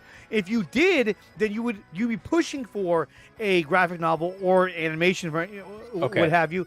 But you have Jim Lee, who's in charge of DC Comics, who helped craft that RJ's story. onto something here because animation or comics, you can make the debate either way because we have comics based on Batman 89 and Superman 78. We've also got comics based on Young Justice. And then there's even animation because Teen Titans Go literally proved you could finish this shit in animation so they choose to. Yes. Literally, you can do it either agree. way. But That yes, was- there are people out there who are like, live action or bust. It's like, okay, you really expect fucking Ben Affleck, who's pushing 50 to get back in the bat suit to do 2 movies? Fucking good luck convincing him to do Michael it. Keaton Good luck. did it at 70. Michael Keaton is a different kind of animal, my guy. We Yeah, saw what yeah, happened yeah. when he got back in the suit. There he is. No, he's fucking dope. Yeah. He's dope, but the thing is that and that's another thing is that another reason why I don't think that they would do it because as far as like even having Zack come back to do the Dark Knight Returns, you've got the Brave and the Bold Batman, you've Yeah. got Robert Pattinson's Batman, and you're not gonna and like we said, hey, you've got Michael Keaton's Batman. Nobody went and fucking in droves to go see Michael Keaton's Batman as an older Batman in the theater. I'm sorry, there's not enough of a desire or a clamoring for that content. Like Okay, I'm hold on. saying, dude, I think Zack would make a banger fucking film, and if they left him alone, it would be pretty fucking epic. But I just don't see that happening. I just So he see says him- my he would love issue to with do the direction of this conversation went is the selective critical thinking. What are you talking about? it. So If like, it doesn't What is- suit your what? narrative, you don't apply critical thought. In what, What? way? what? Yeah, I know you're gonna have to explain yourself a little bit better. And than then that. there's more. Ryan, There you you want to go. take this one? Clearly, you don't want anyone to push back on anything you were saying, so I'll let myself out. I'm here at random, and so I'm wait, and I'm on topic. So Don't claim that I'm here to troll or anything. Okay. Well, like I said, we got beyond that. Can I take the last one? Okay. All right, Mo. If you've gone, dude, hey, take care. And we'll see you next time. Maybe. Snyderverse is inevitable. Don't. Oh my god! I'm sorry. If it's supposed to be funny, I'm going to be funny. Okay, so this is a prime example of what we're talking about. So it is. It really is. I thought this was hilarious. Let me pull this up right now. Ben posted this. He says, no. But Snyder says that chapter of his life is now closed. Meanwhile, Zack Snyder cult has restored the Snyderverse and sell the Snyderverse to Netflix. Be like, what do you think the chances are of a guy like you and a girl like me ending up together? Well, Lloyd, that's difficult to say, and we really don't. Hit me with it. Just give it to me straight. I came a long way just to see you married. Just least you can do is level with me. What are my chances? That's Ski Walker. yeah. Not good. At full circle. You mean not good like 1 out of 100? I'd say more like 1 out of 1,000,000.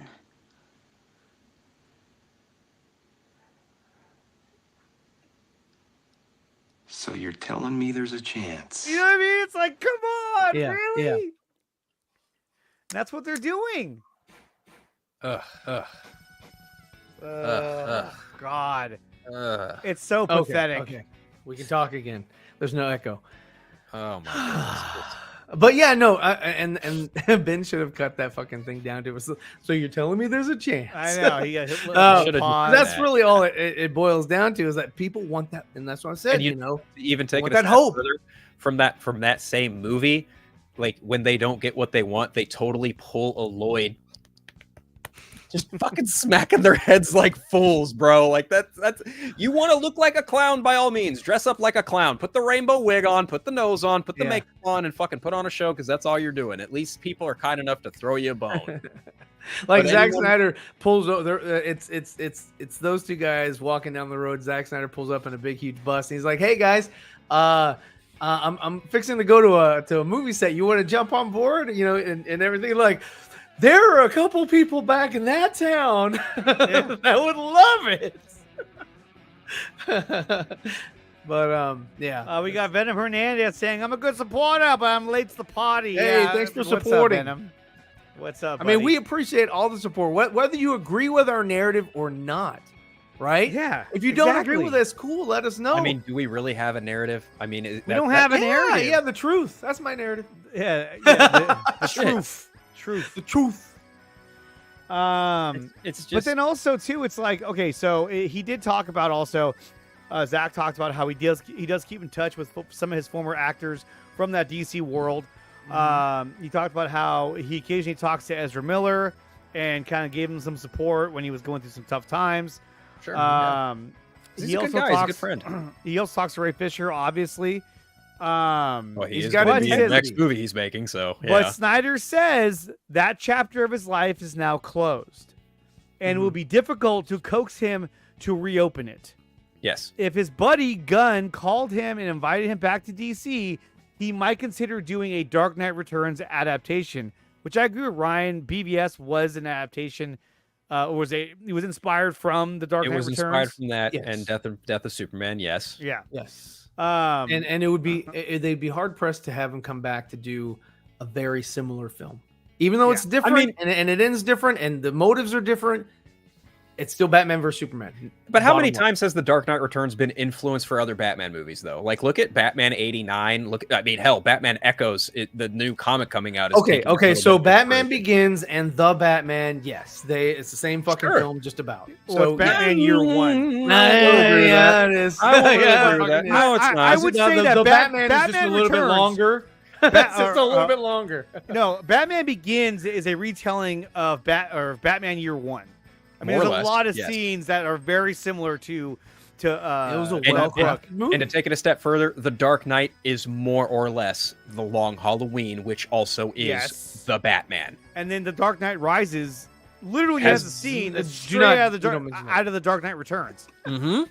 When he goes flying by him, and he's like, What happened to the lights? He goes, oh, you're Yes. in for a show tonight, son. That's all from The Dark Knight Returns. Yes. So, but stuff like that is cool. You know, like, hey, he put that in there because of that, you know? And Zack already did that one shot of the Dark Knight where the lightning is Sure. there and all that. And It was even like, the mech suit. The mech suit Yeah, is the literally exact- from The Dark Knight Returns. Yes. yeah. So guys, don't think he's gonna come back. He's gonna do his shit. He's gonna continue making movies, but I think his days at DC are completely finished.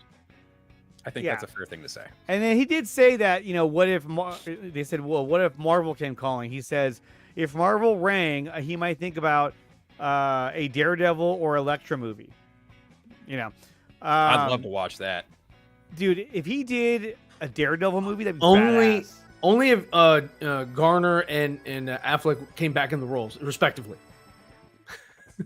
Oh God. You know, it's funny you bring that up. We got It's a funny. $4.99 super chat from Oh, Costa hey! Nostra. Thanks, buddy. We love you. Appreciate it. Go ahead and read that one, Ryan. I would just like to see David Ayer get the chance to tell his, or show his true version, share his true version of Suicide Squad. Beyond that, time to move on, even if we don't get it. You know what? Suicide Squad, I could see that happening like the Richard Donner film. They will use it when they feel like they can monetize it to the fullest. And that's when they'll share it. They're not going to share it as far as like artistic integrity or anything like that. They're not going to share it just out of their goodwill. They're going to share it if there's some way that they can capitalize on that thing and make some money, then they will share it or lease it out like they've been doing with, you know, the other films, like give it to Netflix or whatever. Right. You know, But yeah, I think it could see the light of day. Okay. Hold on. So Sean wants to say thank you for your super chat. This is for you.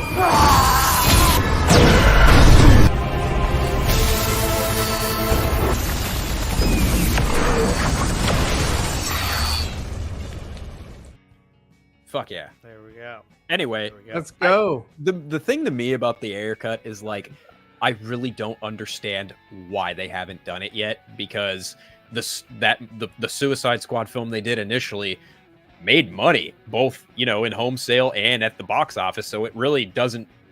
It shocks me that they just leave money burning on the table by not having an official director's cut, because people would flock and fucking buy it. So it's just one of the most boneheaded decisions that WB has made, to me anyway, on top of all the other boneheaded decisions they've made in the last 2 years. It's really just money being left on the table at this point. I really don't get it, but honestly, You're talking about the Suicide Ayer Squad? cut, yeah, Ayer cut for sure. And honestly, I think the reason why they don't do it, they don't put it out, as far as physical copy, because not a lot of people are buying physical copy. They're all. I gotta be brutally honest with you. I think that I buy physical copies, but I do too. That and, you know, it's a dying thing. It's a dying. Sure. They don't extent, sure. because they got to produce it too. They have to produce it, they have to ship it. They have to, Well, look. If you're talking about David Ayer, he did tweet out today, and we were talking about David Ayer. We were absolutely. Thank you for That's joining what I'm the saying. conversation. And so it says Zack Snyder called James Gunn, wishing him the best, and told him that he wanted to work at it. He replied to this by saying class. And I responded in kind, because there are other directors out there that, you know, like that like to pick people apart and shit. There you go. Zack doesn't engage like other directors do with the vitriol from the media or negative fans. He always acts like a professional and doesn't get into a back and forth argument with anyone online. You know, he's a professional, you know, and there are directors out there that will argue and act like a fucking complete imbecile on social media. So Integrity has a few more comments for us. I thought he left. No, he's still here. No, so he's go listening. ahead, Okay. Ryan, go ahead and take this one. Okay, or Phil. do an open panel sometime. Like I said, I'm on topic. I'm disagreeing in the chat with you, in the chat, and you skip over most of my points about critical thinking. I understand you have a show to do. It's cool. I've pulled up comments that I've seen. So yeah, I don't pull up every comment, and sometimes Andre pulls up comments. I'm not expecting you to stop, or I'm not expecting you to stop the show or whatever. But it's difficult to even get in the conversation if you don't if you have a different take. But you didn't really even have a take. I don't understand. Like, you never really proclaimed your take. Okay. I'll give you this. What exactly is your stance on what we're talking about. You were talking about like, hey, this conversation, you didn't like the way it was going. You thought that it was I guess highly negative or whatever. You didn't agree with what we were saying as far as just reading what Zack had said. To just boil this down, what's going on right now, his comments taking over the conversation that we were having. This is largely part of the reason why I left Twitter, because it was this in tweet-based form, and this is Okay. ridiculous. Last one. Not helping anything. Okay. Last one. Go ahead. Assuming you know how I follow or who I follow or where I get info is frustrating. You don't do an open panel sometime, because assuming I am here because of Twitter or whatever is frustrating. Well, I'm sorry that you're getting frustrated, but from what I see and from what I've read and from the topic that we have today and from the interactions that we've had in the past, I was like, okay, you know what? On a macro level, on a high level, overlooking level, yeah, it looks to me, or my perception is that you came for this specific topic and you wanted to hear what we had to say about it, and yeah, you wanted to interact with us, and I appreciate you interacting. I'm not going to do an open panel for myself because I haven't done a show for myself in a while, and when I do talk about films, it's going to be here on my own channel. All I'm going to be doing is artwork, so I don't really have an open forum for that. Yarp. And like this is my painting, which is also Batman vs Superman. Yeah, so I'm down for it. I just I don't think that we're gonna see Zack come back to the world of DC anytime soon. And then I don't either. through all this turmoil, through all this bullshit that was happening today, somebody decided to rear their ugly head out in the public and make a comment in here. David Zaslav. Oh shit. Oh no. He says, David Zaslav says, scrapping films for a tax write-off took courage. Get the fuck out of here. He goes, what content is going to help us win? Courage. Yeah. He goes, what content is going to help us win? The content that wasn't. We made a strategic decision on. It was difficult and painful, but it was necessary. Get the fuck out of here. Just shut your fucking ass up, Your dude. David Zaslav impression is top notch, I tell you. You know what? And here's the other thing, too. My guy. We talked about people that were feeding other people false hope, right? Another form of false hope was that, when Zaslav gets in the office, he's going to change everything. He's going to restore. Zaslav has chosen He's a magician. Yeah, Zaslav has chosen the Snyderverse. He has chosen that as his canon. I'm sorry, that was all complete and utter bullshit. And if you fell for it, I'm sorry. We told you early on they were all full of shit. So now truth hurts. But hell. And Integrity, look, you're all good, buddy. You're always welcome on the show. You know that. We're just talking with you because we care. Otherwise, if we didn't care about you, we'd have been like, just ignore the guy. No, dude. If you're saying you'll catch her later and you're still fucking commenting, fucking go or stay. Take a fucking pick, dude. Like, fucking figure it out. Like, come the fuck on, my guy. Jesus Christ. Back to David Zaslav. I just think, like, look, dude, just don't talk. Just don't talk about fucking scrapping a film that people worked on for a tax write-off and call that courage. What kind of comment even is this? Like, what content is going to help us win? Win what? What the fuck is there to win? That doesn't make any sense at all. This is such it's so dumb. This is from TheVerge.com. Somehow they talked to him, which I was like, what the fuck? I don't know. It's pretty ridiculous if you ask me. This guy Ancient One says fire James Gunn. He says definitely. I don't think he's talking about that though. So look, when it comes to Zack Snyder, he's making something that's going to be incredible in Rebel Moon. I can't wait to see it on December 22nd. Unfortunately, I will not be seeing it in LA because I can't I can't afford to drive down there. We're both and broke. We can't make it. I can't make it. We can't make it. I can't. I know people who are flying out there to go see it, which is pretty cool. 100%. We know ferds that are going to see it. Yeah. So I mean, But that hey, part's cool. I just take solace in the fact that we were fortunate enough to go there in April to go see the Snyder Cut in an IMAX screen. Like, I'm fine with that. If people want to go and see Rebel Moon in a similar fashion, fucking more power to them. You guys can fucking have the same feeling we had in April. So cool. You know, yeah. I mean, seeing that in the IMAX was incredible. It was. I remember that well. Shut up. Shut up. I remember the feeling I got when the lights went out. Oh, you must be talking about when we all saw The Flash. The Flash, yeah, that was awesome, man. It sucks that you showed up at like the very fucking last minute. But don't blame me. Blame the. You know what? I'm not even gonna finish that sentence. Not even gonna finish that sentence. I was like, it's not his fault. It's that woman. It was Q's the comment. company. He was like, "Fire WB, fire Warner Brothers." What's up, Q, man? I haven't seen you in a while, bro. They gotta show up and just be like, "All of you fired." They're gonna fire themselves. And yeah, that was a lot of fun, dude. When we did that, so much fun. Because that was awesome. Alejandro was there. Yeah, man. Yep.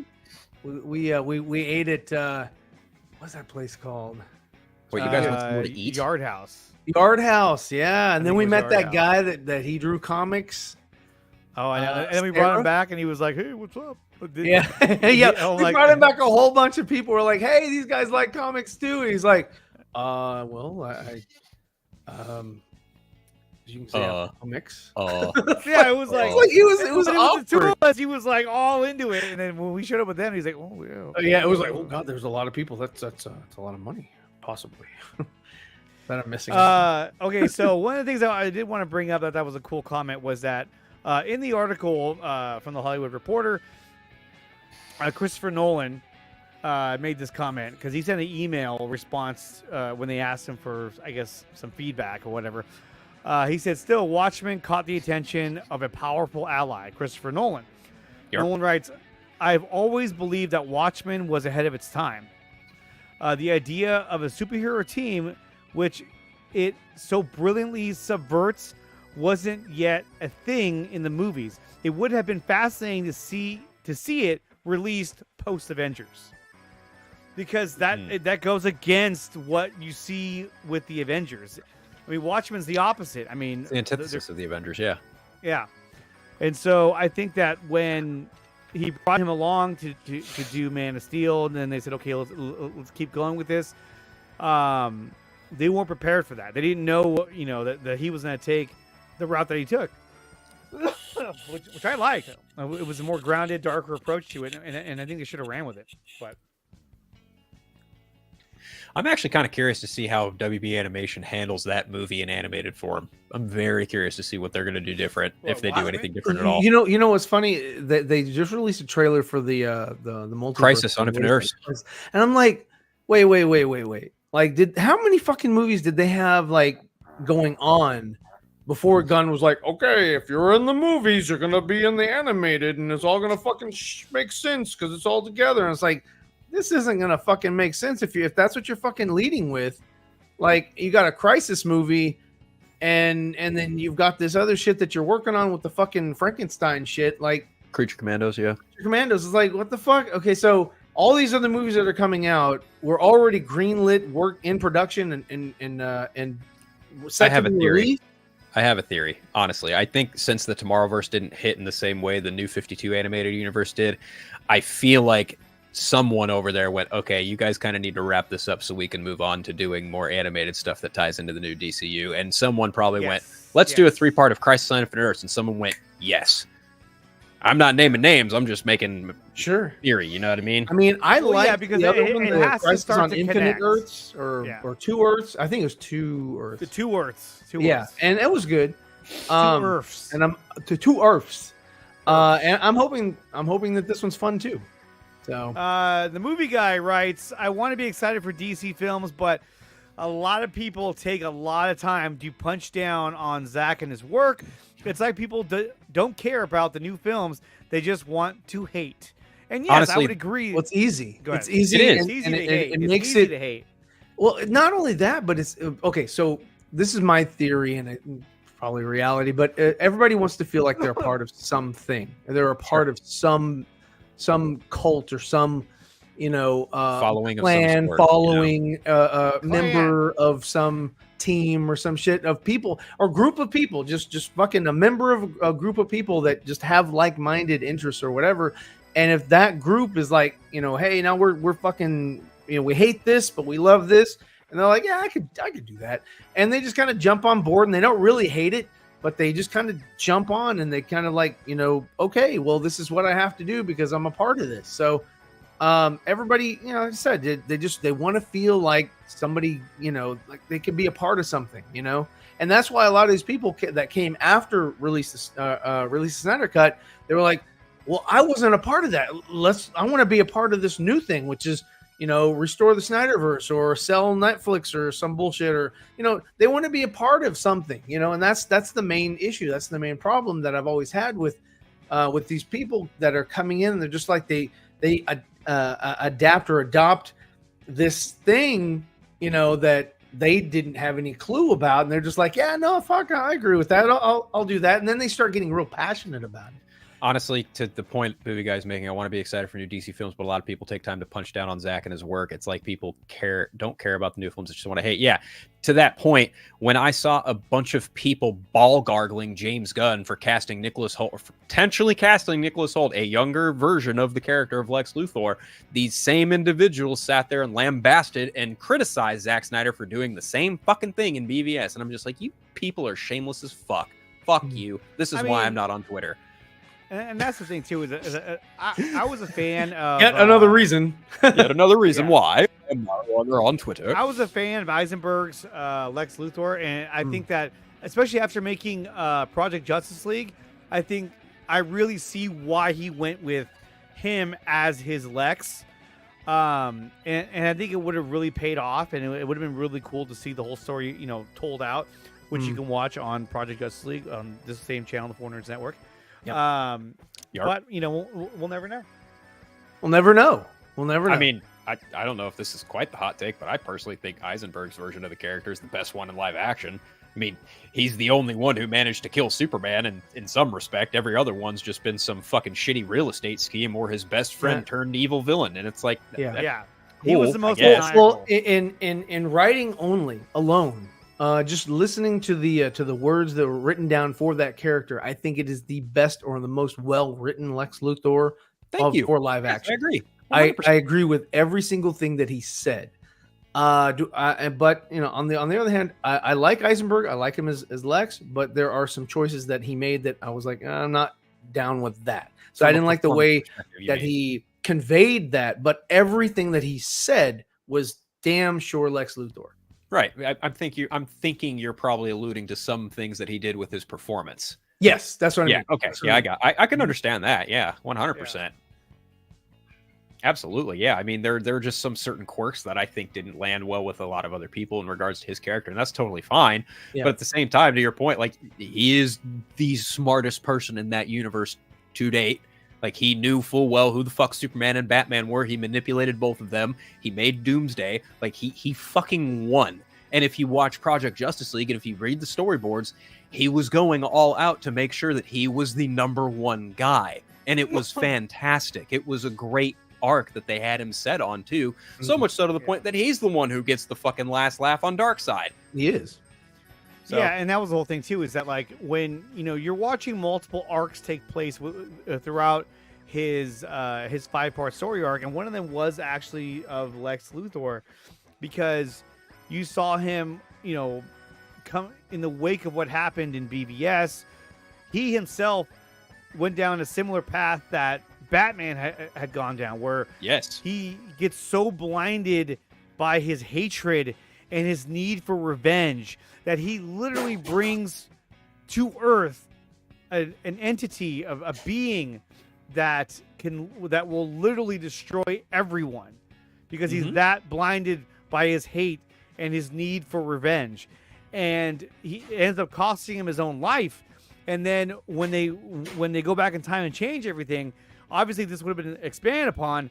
He would have then realized that, like, holy shit, like I've literally brought Darkseid to Earth, and he's literally going to kill everybody. And so at the end, he fucks him over. You know, and not only that, that's bomb. Well, don't give the ending away. That is faithful to who he is in the comic books, because Lex Luthor is not only just about his own personal gain. He is a person for humanity. Yes. At the end of the day, despite the fact that he is despicable, evil, calculating, and cold, at the end of the day, his interests lie for humanity and humanity alone. Yeah. Yeah, I mean, some of the best villains are the ones with the best intentions. Yes. Yeah. 100%. Even if in BVS he was this lunatic just hellbent on making these two fight for his own grander machinations. That to me is just brilliant, personally. But no, he's the fucking I like Riddler. machinations just like I like macadamia nuts. I like echinacea and tea. I'll give you What? I'll give you some tea. Should we spill some more tea? I mean, I ain't gonna spill any tea on what I know about Rebel Moon, so y'all tough shit out of that. I don't care. So what you anyway, know. switching to Invincible, how you guys been watching that show? I have. No. Fuck no, I have Oh, no. that's a good What- show.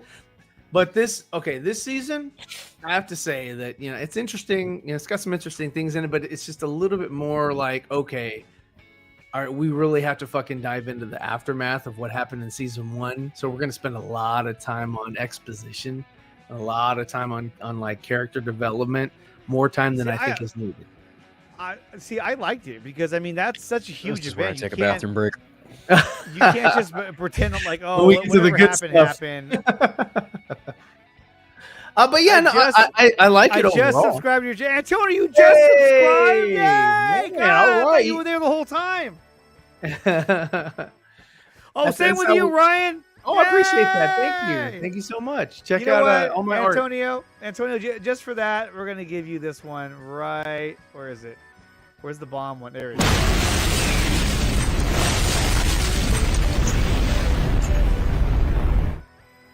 Because you are the bomb. So You thank are the bomb.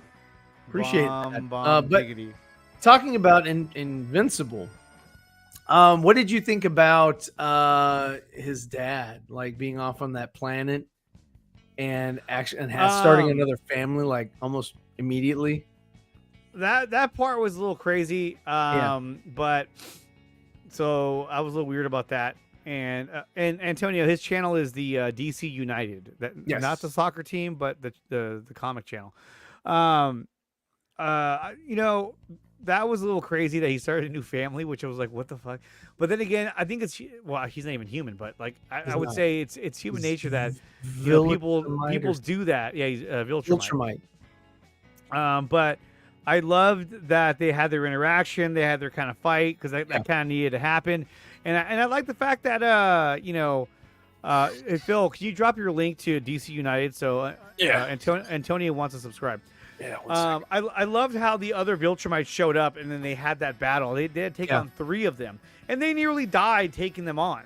But it also goes to show you that like Mark is not as powerful as he can be.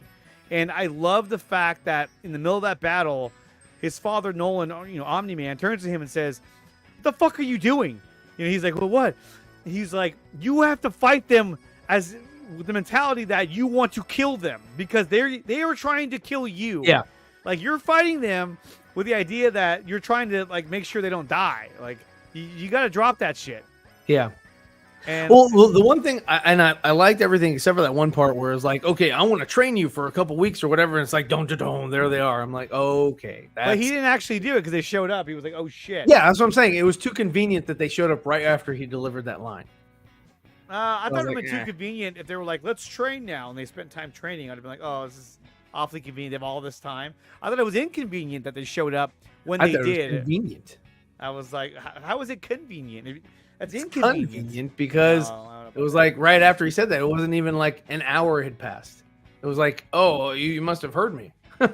Oh shit, you're gonna kill my son now.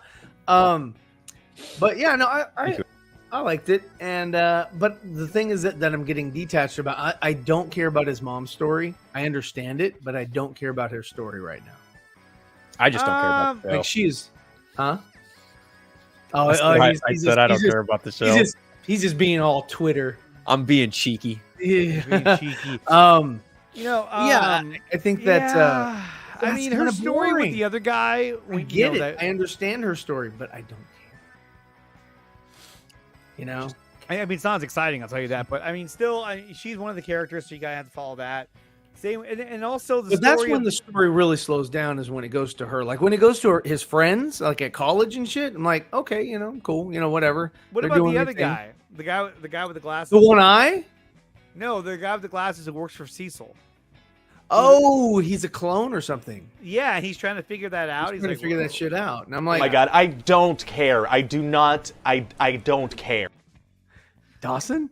I don't understand why you don't watch the show. Because I got through the first season. You know what? That's the irony there. He likes Robert Kirkman. I think he has something. I do not like Robert Kirkman he's got that a much. hate boner. I do not like Robert Kirkman that much. You're right. I do not. Okay. No. You can't put it down.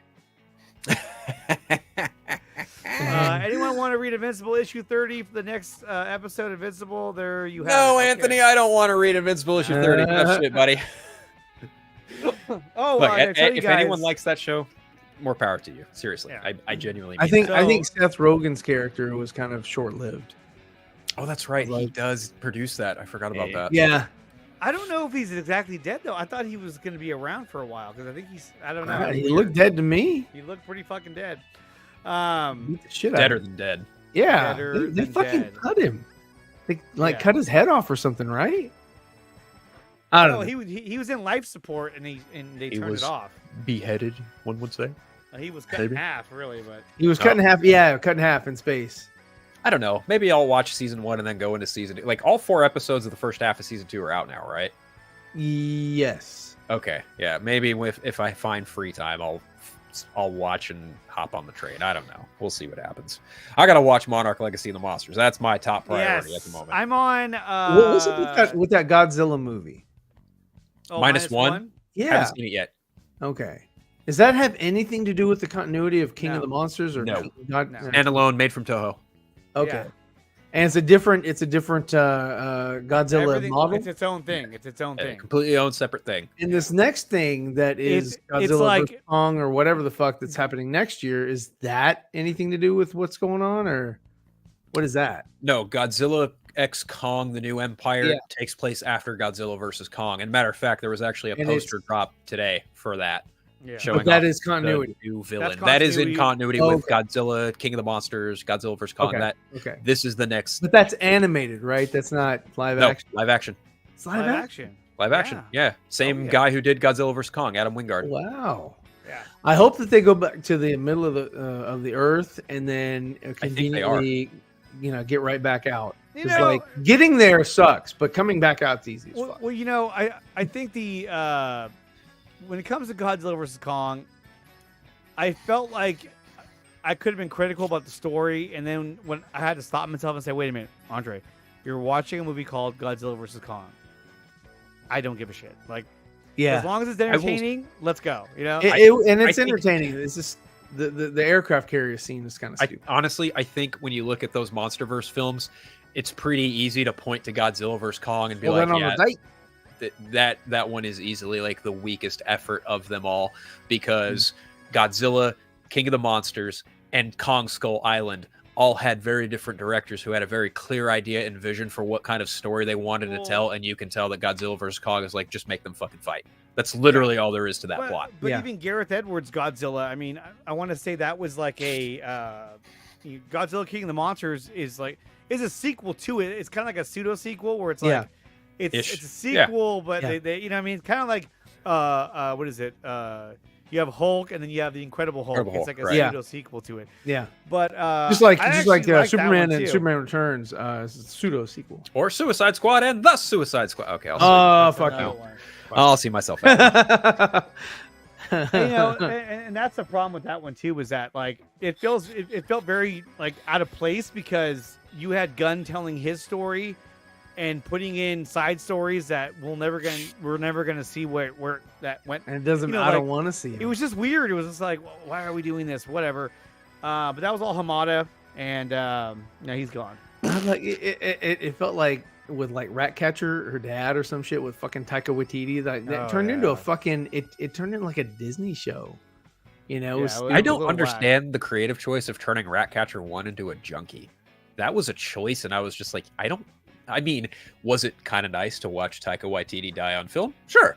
But you know, again, like the creative choice to make Ratcatcher a fucking addict, I was like, well, that's, I don't know, a little, I don't know. I when I think of Ratcatcher, I'm brought back to like, you know, the nods and fun shit you had in Arkham Asylum at Arkham City, or like even the Ratcatcher they did in Batman the Animated Series. I was like, why was it necessary to make this character a drug addict? I that was the thing where I was like, this is kind of an odd choice. Yeah. Maybe it's nitpicking, but again, I was just like, okay, all right, cool, I suppose.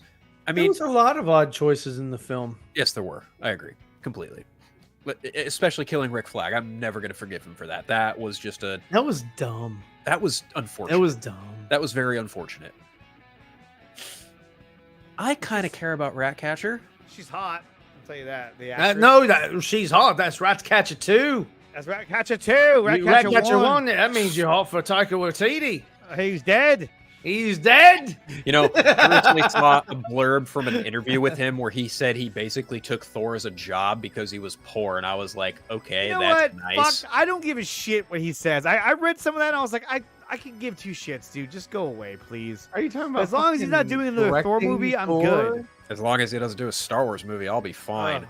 And then He's after gonna that, do Star one. Wars Apparently, he's still gonna episodes. do one. I hope he doesn't do another Thor movie. That You would know be what? utterly They disappointing. keep, and this is funny because they keep threatening us with different Star Wars movies. Like, threaten us with like, you know, we're gonna give you Ryan Johnson's, you know, trilogy. No, please, no. Okay, we're not gonna do that. We're gonna give you a Kevin Feige Star Wars movie. Okay, no, we're not gonna do that. Okay, we're gonna give you a Taika Waititi movie. Okay, we're not gonna do that. You know, it's like Yeah. they keep like throwing things at you. Like, we're gonna Oh, do you- this. Oh, yeah. And then finally they go, okay, we're gonna give Dave Filoni a Star Wars movie, and people were like, oh, thank fuck. finally. Watch it. Watch And it. then whatever happened to the Mangold movie that they were like, oh, we're gonna give you a I Mangold think movie. that's still happening. I think he's Yeah, I think it's working still on that and Swamp Thing simultaneously. So then But one of I those, could be wrong One about of those that. is I don't gonna know. happen, and the other one's gonna get shelved. We'll see what happens. That's usually what Things, happens. anything's possible, and anything's always. Oh no, he's giving hope. Ah! False Seriously. narrative. I'll say it again. We need a Lord of the Rings style Thor movie where he speaks very Shakespearean. Oh, dude, that'd be fucking funny as shit.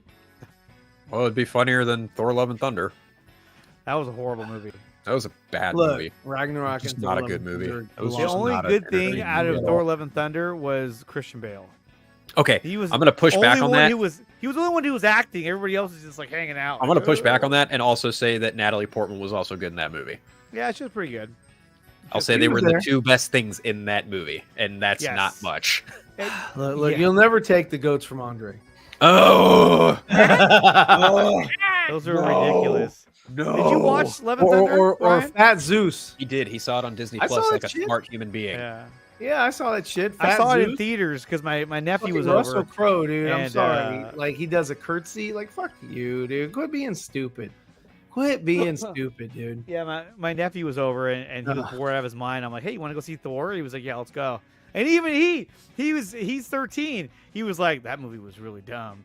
And he thought it was stupid. I was like, yeah, that was. He's like, yeah, Yeah. my uncle's lame. He took me to Thor: Love and Thunder. Love and Thunder.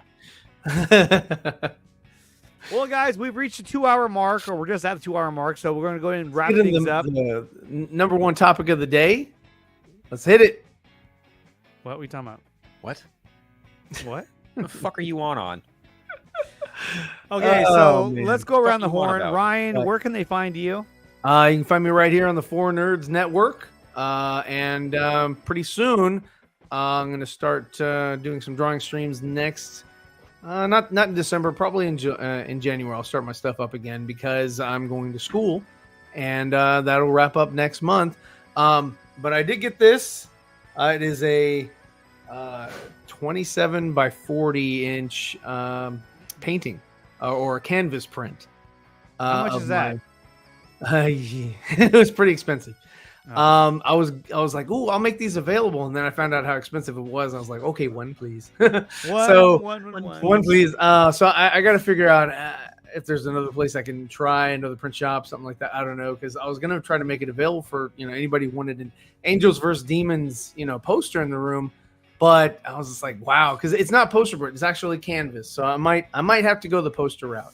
But I do want to make them available for anybody who is interested, or anybody who understands or gets the reference. Looking at this here, and you don't really take it back to BVS and understand where it was in the movie. But anyway, there's that, and yeah. So Mike, I am also working on a comic book, and I'm pretty much almost done with all the line art. Just have to color it and do the bubbles, and then it will be available digital only, because I can't think of any way to print it right now. But I'm pretty excited about that, because I've been working on that, and that's another reason why I'm not streaming, is because I'm just focused on that. So if you want to check that out, I post stuff on Instagram, and yeah, just Instagram for right now.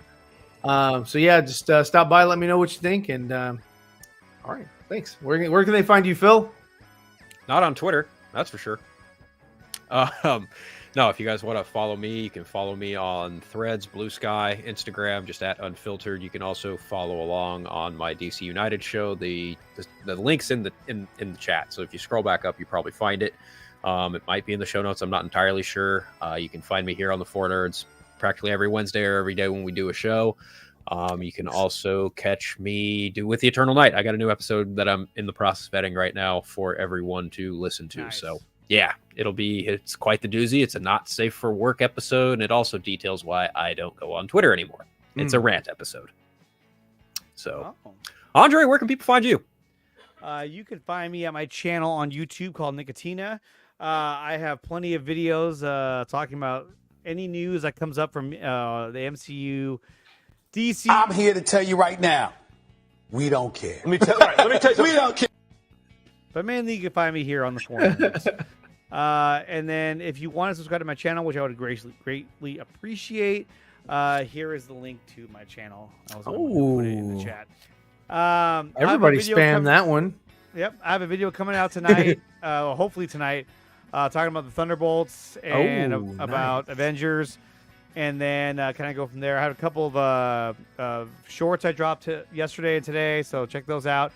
But yeah, so check out my channel. You can follow me on Twitter, Instagram, and Vero as well at Nickatina_show. Yeah! And with that being said, you guys have a wonderful night.